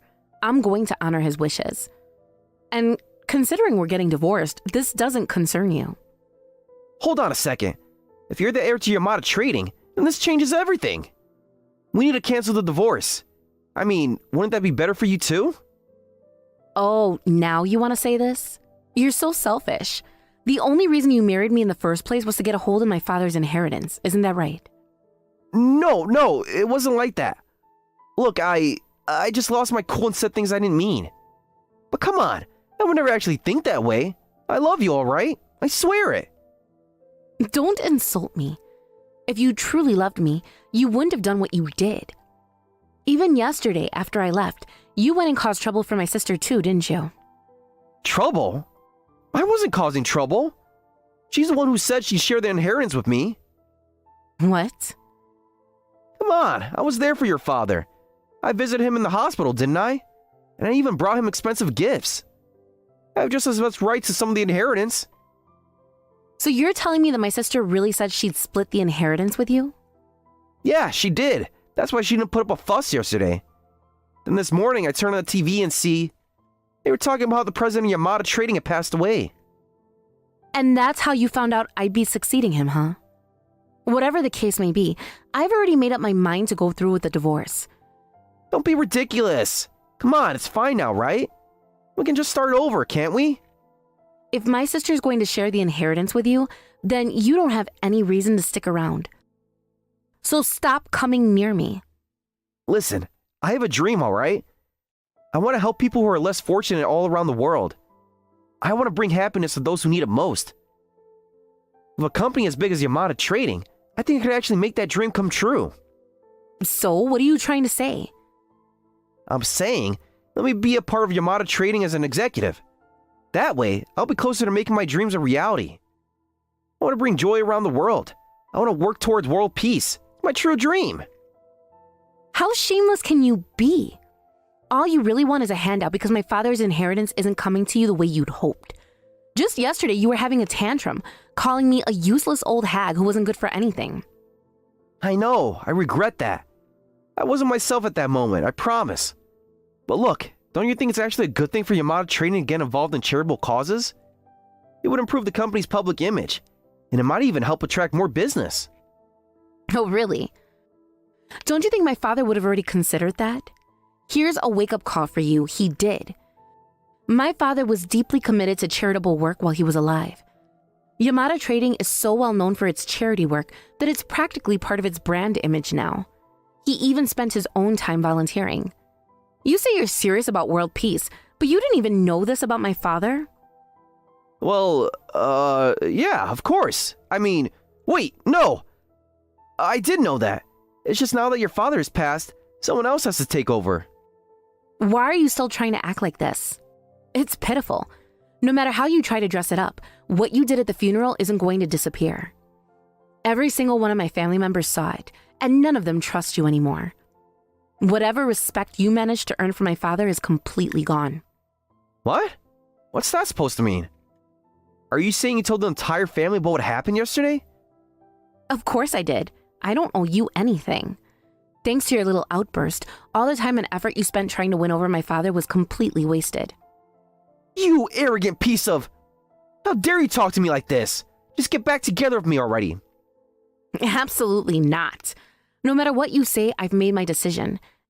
And frankly, no one's on your side anymore. Oh, that's not true. Your sister promised she'd split the inheritance with me, remember?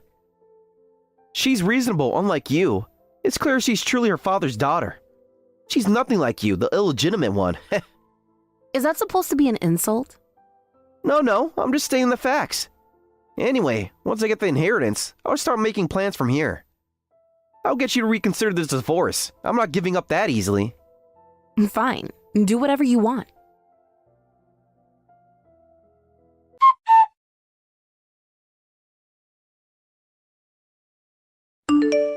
Hey, about what happened yesterday. Can I come by now to collect my share? Huh?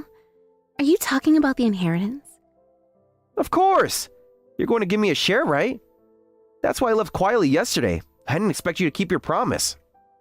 Of course, I'll keep my promise. You've come to see my father in the hospital after all.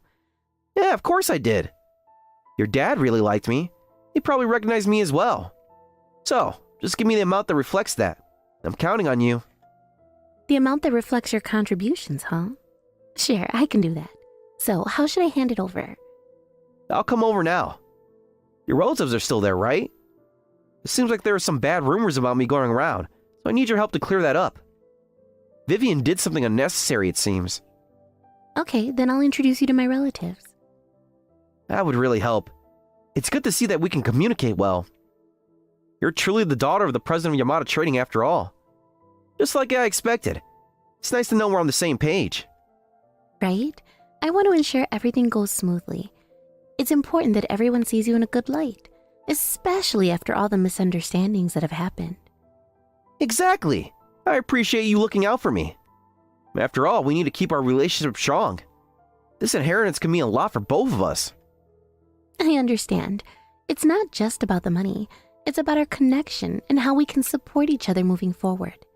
Let's make sure everything is handled professionally. Definitely. I trust you to help me navigate this situation. With your support, I think we can turn things around. Good.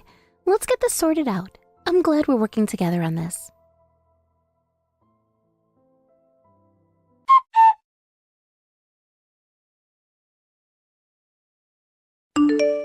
Hey!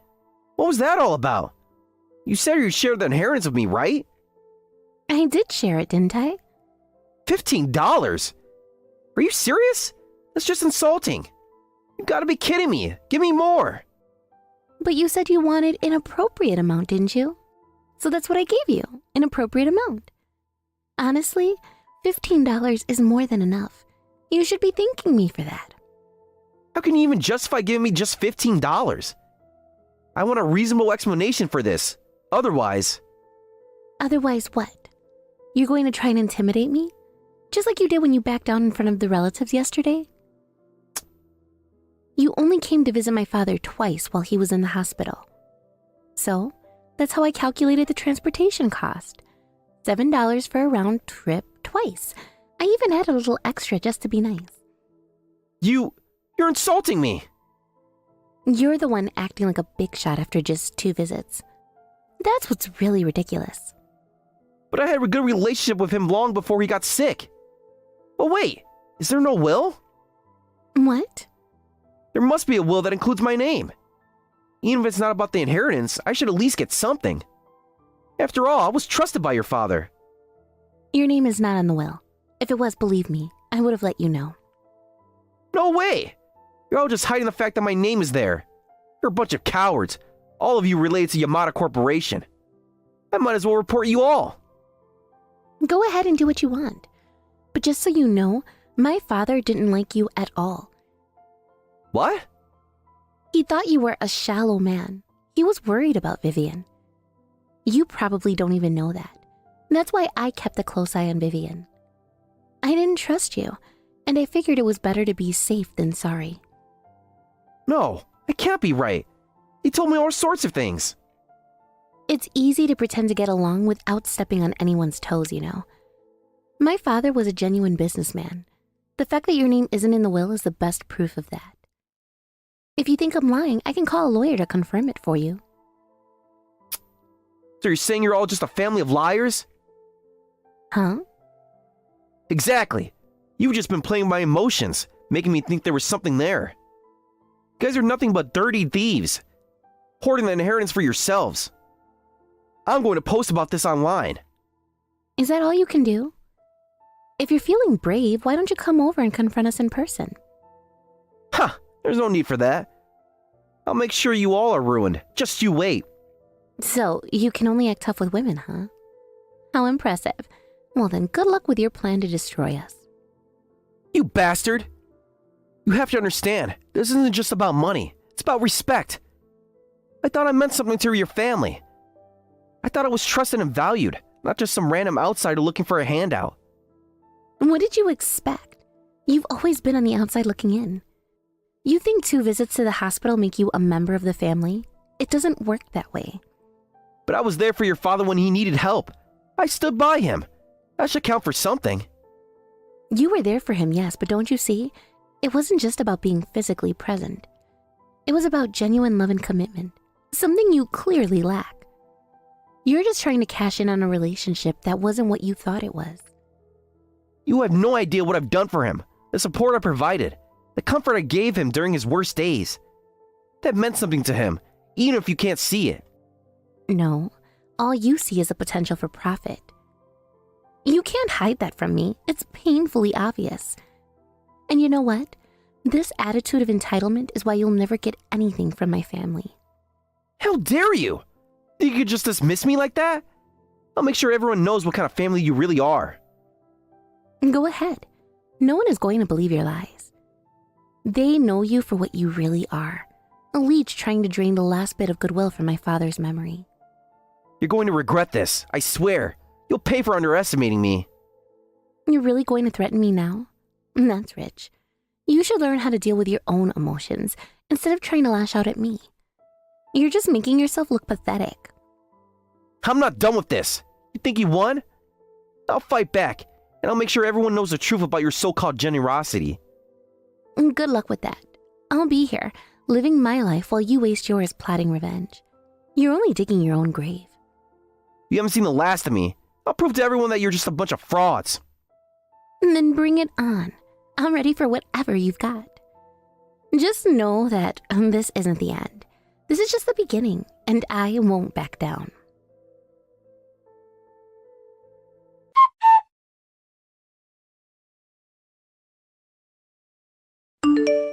Hey, please, I'm begging you, don't abandon me. I really regret everything. This is all your fault, you know. You tried to accuse my family, and now look where that's got you. Everything's backfired on you. Please, just call off the divorce. You know, I thought I'd be getting some inheritance, so I went ahead and bought a lot of things on my credit card. What? The car you know I wanted? I've actually signed the contract for it. If things keep going like this, I'm going to go bankrupt. I'll be drowning in debt. On top of that, after that scandal, they cut ties with me at the company. And all my friends are drifting away. It's all falling apart. Well, that's a natural consequence, isn't it? Don't say something so cold. Please, I'm not asking for the inheritance anymore, but at least don't abandon me. So is that why you wanted the inheritance so badly? But someone like you, who only married me for my family's wealth, doesn't deserve my help. If you keep bothering me about this, I will take legal action. Come on, you weren't always this heartless, were you? What are you pretending to be strong for? The you I know would help me out. I need to keep it together for my father's sake. I have to be strong as a daughter and as the next president of the company. Damn it! Please, I'm begging you, help me out. Just one more time, let's... No way. I've lost so much by marrying someone like you. I've made a terrible mistake marrying a person as low as you. What? You think I'm this slow? What am I supposed to do now? How should I know? That's not my problem. Oh wait, with the $15 you got, you could spread some smiles around the world, right? And that was your dream, wasn't it? I don't need your sarcasm right now. You think this is funny? I'm in real trouble here. You have no idea what I'm going through. Oh, I know exactly what you're going through. You're the one who got yourself into this mess.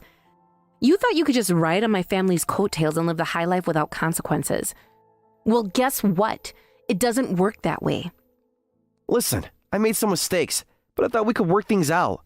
I thought you would understand. Understand? Understand what? That you thought it was okay to betray me and my family? You thought I'd just sit back and let you take advantage of us? I wasn't trying to betray anyone. I made a mistake, but I'm still the same person you fell in love with. Really?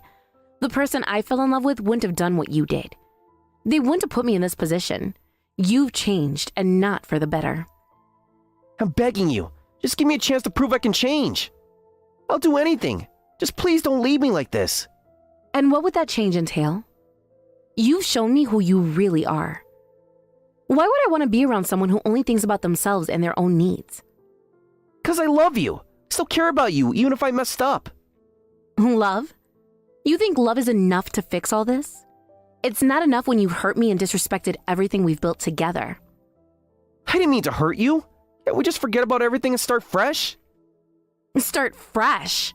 You really think that's possible? After everything you've done? After all the damage you've caused?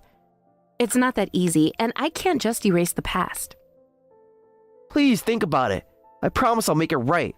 Just give me one more chance. You think I haven't thought about it? Every day I wish things could go back to how they were, but I know they can't. You've burned that bridge. You can't be serious. Thought we had something special. You thought wrong. It's not special when it's built on lies and manipulation. You need to face the truth about who you are. I'm begging you. I'll do better. Just don't give up on me. I'm done with this conversation. You need to figure out your own life. I can't keep getting dragged down by your mistakes. No, please, I need you. You're my only hope. Your hope? You had hope when you were using me for my family's money. You need to find a way to stand on your own 2 feet without relying on me. I can't do it without you. I don't know how. You need to grow up and take responsibility for your actions. This is your life now, and it's time for you to face the consequences.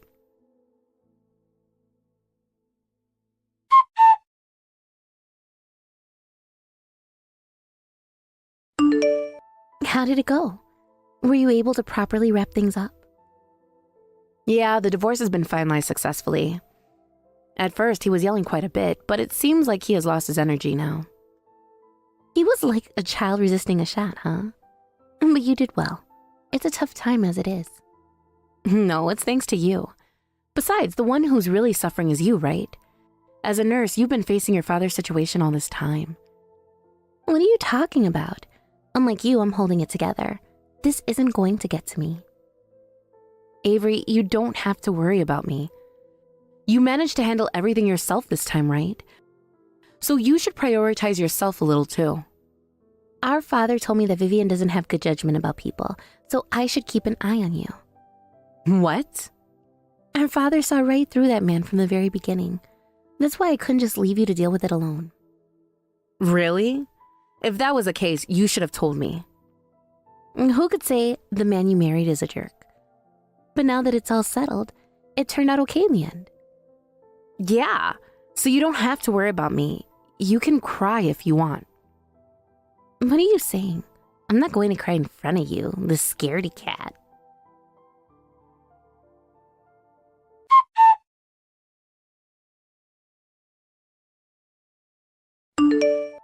After my divorce was finalized, Skippy left town. This marked the beginning of a tumultuous chapter in his life, where everything he once knew began to unravel. He quickly found himself trapped in what could only be described as debt hell. The term seems fitting, conjuring images of a deep, dark pit from which escape feels impossible. It wasn't merely financial distress that he faced. The consequences of his actions led to the loss of many friendships in a scandal that erupted. Those who once stood by his side seemed to vanish overnight, leaving him isolated and vulnerable.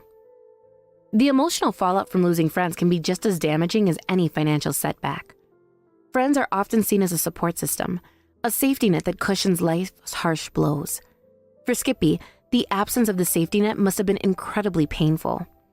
It seems that he found himself in a situation where, when he needed help the most, not a single person reached out to offer support. The emptiness of that realization must have been profound, forcing him to confront a painful truth. He had believed he had a strong social network, yet when faced with adversity, he was alone. Moreover, it became apparent that Skippy felt entirely cut off from his family.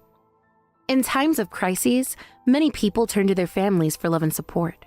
However, for him, that option was non-existent. He couldn't even return to his parents' home for comfort or refuge, which must have felt like a devastating betrayal of the familial bonds he once took for granted. Instead of a warm embrace or understanding conversation, he faced a stark and lonely reality. The concept of home, which should represent safety and security, transformed into a painful reminder of his failures. Eventually, he found himself living a life without a home.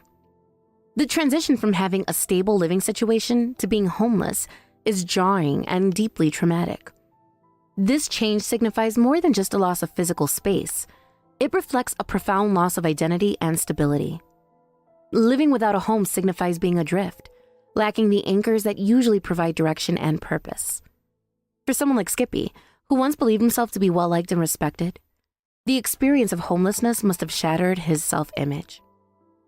Throughout his life, Skippy always harbored a belief in his personal charm and likability. He likely thought that his charisma could carry him through any rough patch, enabling him to maintain relationships even in the face of adversity. However, this harsh reality must have forced him to confront a different truth. When the going got tough, no one came to his aid. The absence of support must have been a bitter pill to swallow. It likely stung deeply to recognize that no one was there for him in his time of need. Such realizations can be incredibly humbling, leading one to reflect on the depth and authenticity of their relationships. In moments of crises, it becomes crucial to examine how connections are built. Skippy might have been left questioning how many of those relationships were genuine and how many were merely superficial. Such reflections are often painful and can lead to a reevaluation of one's self-worth and the impact of their actions on others. The absence of support during his darkest moments undoubtedly forced him to confront the fragility of his social ties. Meanwhile, I find myself grappling with the fact that I, too, was once deceived by a man like Skippy. I invested considerable hope and faith in him, believing wholeheartedly in his dreams and aspirations. I supported him, thinking he would rise above his challenges and become a better person. To realize that I had been misled by his charm is a difficult realization. It stings to think that I allowed myself to be swept up in his narrative, trusting in his promises only to discover they were empty. The shame of being deceived by someone who ultimately proved to be unreliable weighs heavily on me. It's disheartening to confront the fact that I, too, can be vulnerable to the allure of charm and charisma. I had invested my emotions and trust in someone who was not deserving of it, and that realization is a bitter pill to swallow. This embarrassment makes me reflect on my choices and question my judgment. As I navigate my current role as the next president of Yamada Corporation, I am faced with my own set of challenges. My days are filled with meetings, decisions, and responsibilities, that seem to come from every direction. The pressures associated with this position are immense, and there are moments when I feel as though they threaten to crush me under their weight. Balancing the needs of the company, employees, and stakeholders can be overwhelming. The expectations placed upon me are significant, and I often wonder if I am truly up to the task. Leading a company is no small feat, and I am constantly aware of the eyes that are on me, waiting to see how I will handle the responsibilities entrusted to me. There are days when self-doubt creeps in, and I question whether I have the skills and capabilities to lead effectively. However, I remind myself that growth often comes from discomfort, and it is through overcoming these challenges that I will grow stronger. Fortunately, I have a wonderful ally in Avery. Her support has been invaluable, and I often find myself relying on her in ways I hadn't anticipated. Despite her demanding job as a nurse, which undoubtedly comes with its own set of challenges, she always makes time for me. It amazes me how she balances her own responsibilities while still being there to lift me up when I need it most. Avery's dedication to her work and to our friendship is truly commendable. Avery affectionately refers to me as Scaredy Cat Vivian, a nickname that has become a source of comfort in moments of anxiety. It's a lighthearted reminder that I don't have to take life too seriously, even when the pressures mount. In her own unique way, she brings humor and warmth into my life, helping to lighten the load I carry. There's something refreshing about her ability to see the lighter side of things, and it often helps me gain perspective during challenging times. There are certainly times when I feel that her protective nature can be a bit overwhelming. I sometimes wonder if she might be overstepping, given that I am trying to carve out my own identity as a strong leader. However, even in those moments of doubt, I recognize the genuine care behind her actions. It is reassuring to know that I have someone who genuinely cares about my well-being. Avery's unwavering belief in me serves as a foundation of strength that I can lean on. I know that her support comes from a place of love and friendship, and that makes all the difference in my ability to navigate the challenges I face. Navigating the complexities of leadership while processing the fallout from my past relationship with Skippy is no easy feat. Each day presents its own challenges, but I find strength in the knowledge that I have Avery by my side. It's a comforting thought, knowing that no matter how tumultuous my personal life may be, I have a solid foundation of support to rely on as I forge ahead in my professional endeavors. As I reflect on everything that has transpired, I find myself thinking about the lessons I've learned from my experiences with Skippy and the strength I've gained from my current position. Life has a way of throwing curveballs at us, forcing us to adapt and grow. The pain of betrayal and the burden of leadership have both shaped me into a more resilient individual. I am learning to navigate my emotions, to stand tall in the face of adversity, and to embrace the support of those around me. Ultimately, I have come to understand that while Skippy's departure and the chaos of my past may have left scars, they do not define me. Instead, they serve as reminders of my strength and resilience. I have the power to shape my future, and with Avery's support, I am more than capable of rising to the challenges ahead. The journey may be fraught with difficulties, but it is also filled with opportunities for growth, connection, and self-discovery. As I look forward to the future, I do so with a renewed sense of purpose and determination. I will not let the shadows of my past overshadow the potential that lies ahead. I am committed to making the most of my role at Yamada Corporation and to nurturing the relationships that truly matter. With each passing day, I am learning to appreciate the beauty of resilience and the strength found in genuine connections. In the face of adversity, I will continue to stand strong, fueled by the unwavering support of those who believe in me, including my dear friend Avery. Looking ahead, I realize that I must continue to cultivate a positive environment at work, one where collaboration and support thrive. I want to foster relationships based on mutual respect and trust, rather than the superficiality that I encountered in my previous relationship. The lessons learned from my experience with Skippy serve as a guide for me as I build a healthier and more supportive workplace culture. Additionally, I have started to engage more with my colleagues, seeking their insights and fostering open communication. I recognize that leadership is not just about making decisions, It's also about listening and valuing the contributions of others. By creating an inclusive atmosphere where everyone feels heard, I hope to inspire my team and promote a sense of unity. Each small step taken towards building those connections helps reinforce my commitment to fostering a positive work environment. Hey, Susie! I was just wondering if you were coming over with Andrew later today. I'm only asking because I actually just ran out of coffee at the house and was wondering if you could pick me up some on your way over? Are you really asking me to run little errands for you after I've just gotten engaged? I only asked for you to do something since you'd be on the way. I mean, are you going to want coffee when you get over here? Actually, now that you mention it though, maybe pick up some other drinks so that we can all celebrate too. It doesn't have to be anything fancy. Oh, right. And also, I placed an order at the one chicken place that's on the way from your place to here, so go ahead and stop there and get that for me too. And also, after that, can you go to the corner store across the street from the house and get me a couple packs of cigarettes? Hold on just a second. Andrew and I were coming over to the house so that we could celebrate us getting engaged. I'm not trying to be rude, but I feel like we're kind of like guests in this moment. So maybe you could not ask us to run all these errands? Oh yeah! That reminds me. You should also go and pick up something for us to have as dessert, too. Okay, fine. I'll go and get all your stuff, but that means that I probably won't be able to make it over for at least another hour. Wow. I still just can't believe that you're getting married. I mean, you've been single your whole life. I was starting to think that you were never going to find anyone. Well, it's not like I wanted to be single that whole time. But yes, I feel very lucky that I found someone who I want to marry now. What about you, Maggie? Are you seeing anyone or anything like that? Nah, I don't want to get married because then that means I'd have to move out of Mom and Dad's place. Besides, I've actually really been enjoying my job and don't want to get married at the moment. I see. But I feel like you've always kind of been like that, right? I guess we're all different though, so it's not a big deal. Well, what about you and Andrew? You guys have only been dating for less than a year, right? Are you sure that he's the one? I mean, it's a bit too late to be asking me that question now, don't you think? But yes, I'm very sure that he's the one.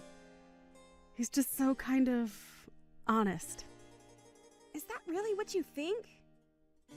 Because I know that I've only met him once before, but thought he was kind of shady, to be honest. You thought that Andrew was shady? How so? What makes you say that?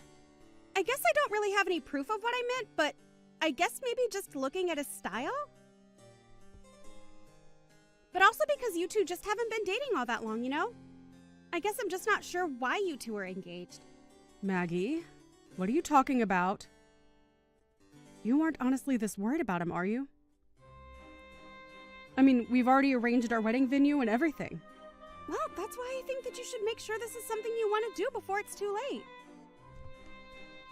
I'm just giving my third-person perspective as a single woman. I mean, how many nice and honest men do you really think are out there in the world? I'm not going to pretend like Andrew is perfect or anything. He has things that I'd like him to work on, of course. But I think that hopefully, after we come over tonight, you'll have had a chance to get to know him a little better. I certainly hope so. But just don't be upset when my intuition turns out to be right. Well, thank you for your input, but I guess we'll see after tonight, won't we? Andrew, just what the heck is going on? Are you drunk right now? Of course I'm not drunk. This is just what we call having a little buzz. But anyway, let me just make one thing clear to you, okay? You're way past your prime, and you need to realize that I'm doing you a favor by getting married to you. I just want you to know that I'm a catch who could have whoever he wants, and I still chose you. Is that... Andrew? You don't really feel that way about us, do you? Of course that's how I really feel about us. The only reason I'm marrying you in the first place is because I figured it'll make my life easier to have someone to clean the house while I'm at work.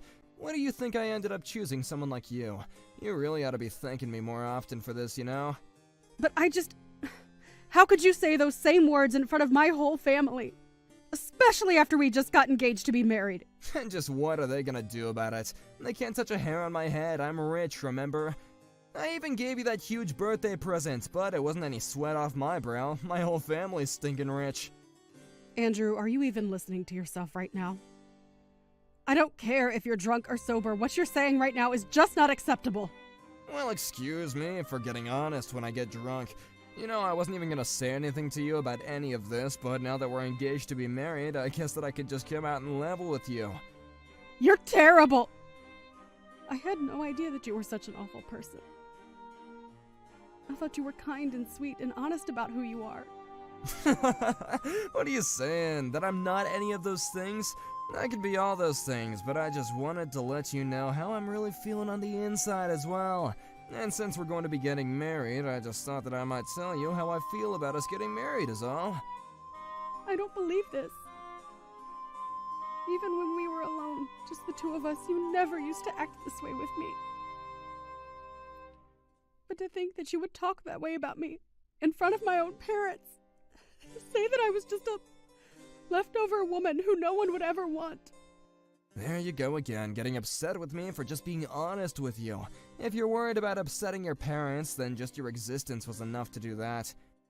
You really are just the worst. I don't know what I ever saw in you. I knew that you had a bit of a problem with your drinking that I was hoping we could address over the years. But I don't even think you're all that drunk right now. I told you that all I'm doing is speaking the truth. But come and try and blame me because you don't like what you're hearing. If anything, you should be grateful to me for being so honest with you.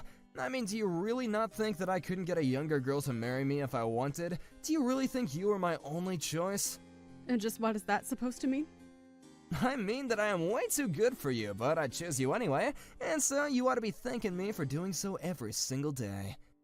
But why should I have to thank you? A marriage should be a partnership between equals, not some kind of business transaction.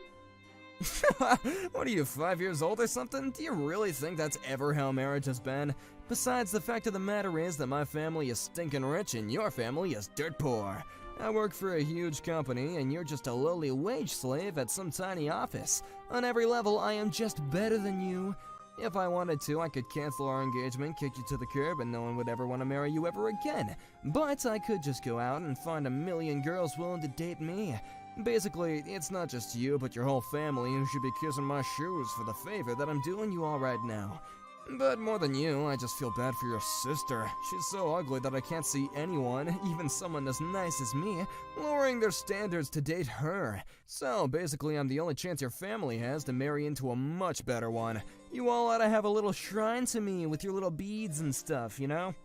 Andrew, are you not embarrassed even slightly to be talking like this?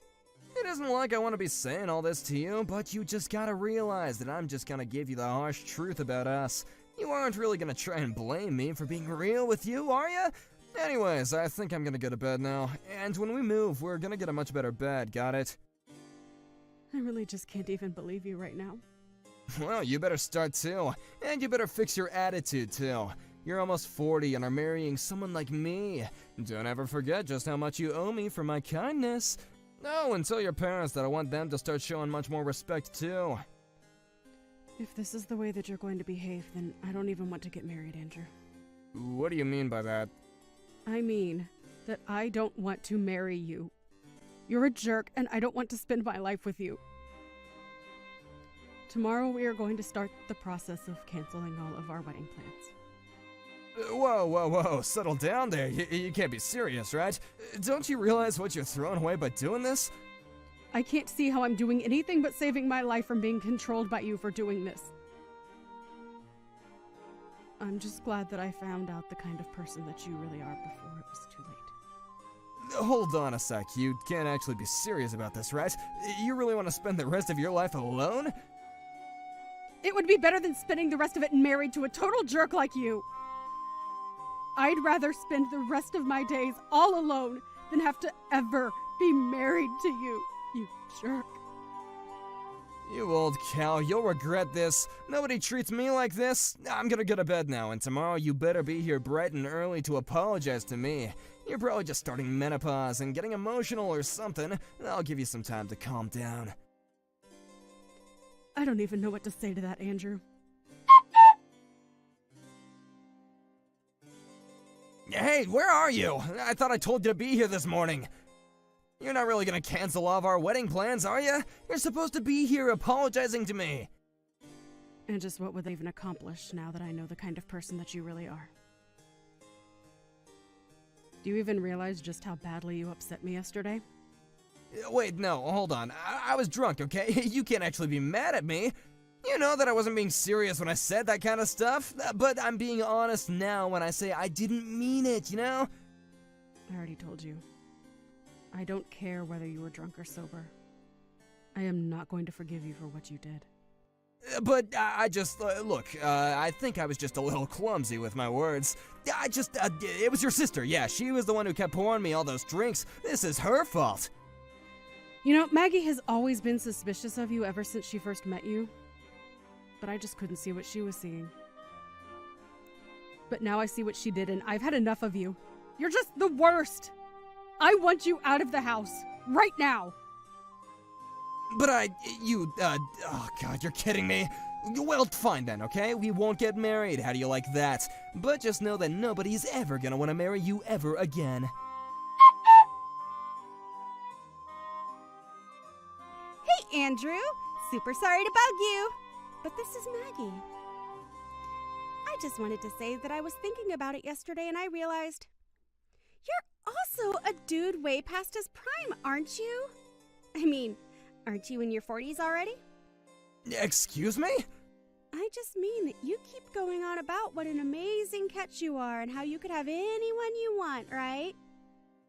What the heck? Since when is any of that your business, huh? I'll have you know that I'm the best worker in my entire office. And all the young ladies that work there love me, thank you very much. Wow, that is actually kind of sad if you really believe that. I mean, you may be in your 40s, but it's like your brain is stuck in middle school. Maybe you should go and get some therapy for all that unchecked narcissism that you seem to have. You little brats, how dare you talk to me like that? Do you even know who I am? Not really, no, should I? Because as far as I'm concerned, you're just some guy with a bad sense of style and nasty drinking habit. You little punk, how dare you talk to me like that? Who do you think you are? Are you even older than 40? You don't seem to know who you are, or I am. Maybe you have Alzheimer's. Anyways, I just wanted to tell you some news. What the heck are you going on about this time? What news are you talking about? Well, I recorded a little video of the rant that you went on last night. The video and audio is all super clear. What is that supposed to mean? I mean, I filmed you talking to my family about what an amazing guy you were and how lucky Susie was to have you since no one would ever want to marry her. Anyways, I took that video and went ahead and uploaded it on all my channels. What do you mean? Why would you do something like that? Well, while you were giving that little speech, I asked how you'd like it if the whole internet knew you were saying this. You said that you didn't care if you went viral because it just meant that more women would fall in love with you. So you basically gave me permission to do what I did. But that's not fair, okay? I was drunk yesterday. You can't just take things I've said like that as my consent. Were you really even that drunk? You started that rant as soon as we all said cheers and started on our first drinks. I really don't think that a guy your age and in your shape is getting that drunk off one little sip. You take down that video right this instant, I am serious. That isn't the person who I really am. Ah, okay. I guess I'll look into that. See ya! Well, it's done. All of our wedding plans are canceled and I've gotten rid of your ring. From here on out, you were nothing to me. You won't get away with this. I've already told everyone that I'm getting married. We made reservations. What am I supposed to do about all that? I canceled what I had booked under my name and I recommend that you do the same. You might be able to get out of paying any heavy fees if you do it all right now. You think I'm gonna pay a cent to anyone if there isn't gonna be a wedding? Besides, you call off the engagement, you pay. I can do that. But then I suppose I can collect the money back from you, yes? What are you talking about? I mean, with that video of you out there now, I just think it'd be wise to settle with me now. I don't believe it. You can't be serious, right? Well, just think of what would happen if your job found out that you behaved this way. You would probably be fired, right? So you can either pay me all the money I've just spent canceling my things, or I can send this to your office. You can't be serious. You wouldn't do something like that, would you? I haven't yet, but I have no problem in doing so. Oh, come on. You're really gonna come after my job, too? Why would you do that? Okay, fine. The wedding is off, and I'll pay whatever fees there are. Just please don't send that video to my office. Alright, well, I don't actually have any control of that. In fact, I think Maggie has been doing her best to make the video go viral. But then, what's going on? What's going on is that you might notice all the young women in the office who you thought were in love with you are actually going to be disgusted by you now. You old cow, you think this is really gonna fix anything for you? You'll still die all alone! Maybe, but I can't see things going much better for you, so have a nice life. After that, we finally kicked Andrew out of my parents' house where this had all taken place. Andrew tried to quit his company before the video reached anyone there, but it had already spread all over the internet, and he ended up quitting his job in shame. After that, it came to light that several women in the office had filed complaints with HR about harassment from Andrew. Losing his job didn't mean that Andrew was off the hook yet, though, as he still had to pay all the cancellation fees. The bills piled so high that one night, he drove off and moved away. I hear that he just went to go hide at his parents' house, though. This was all years ago, though, and I've since found a new boyfriend who just proposed to me. He even got the seal of approval from my sister, and I can't wait to be married to him.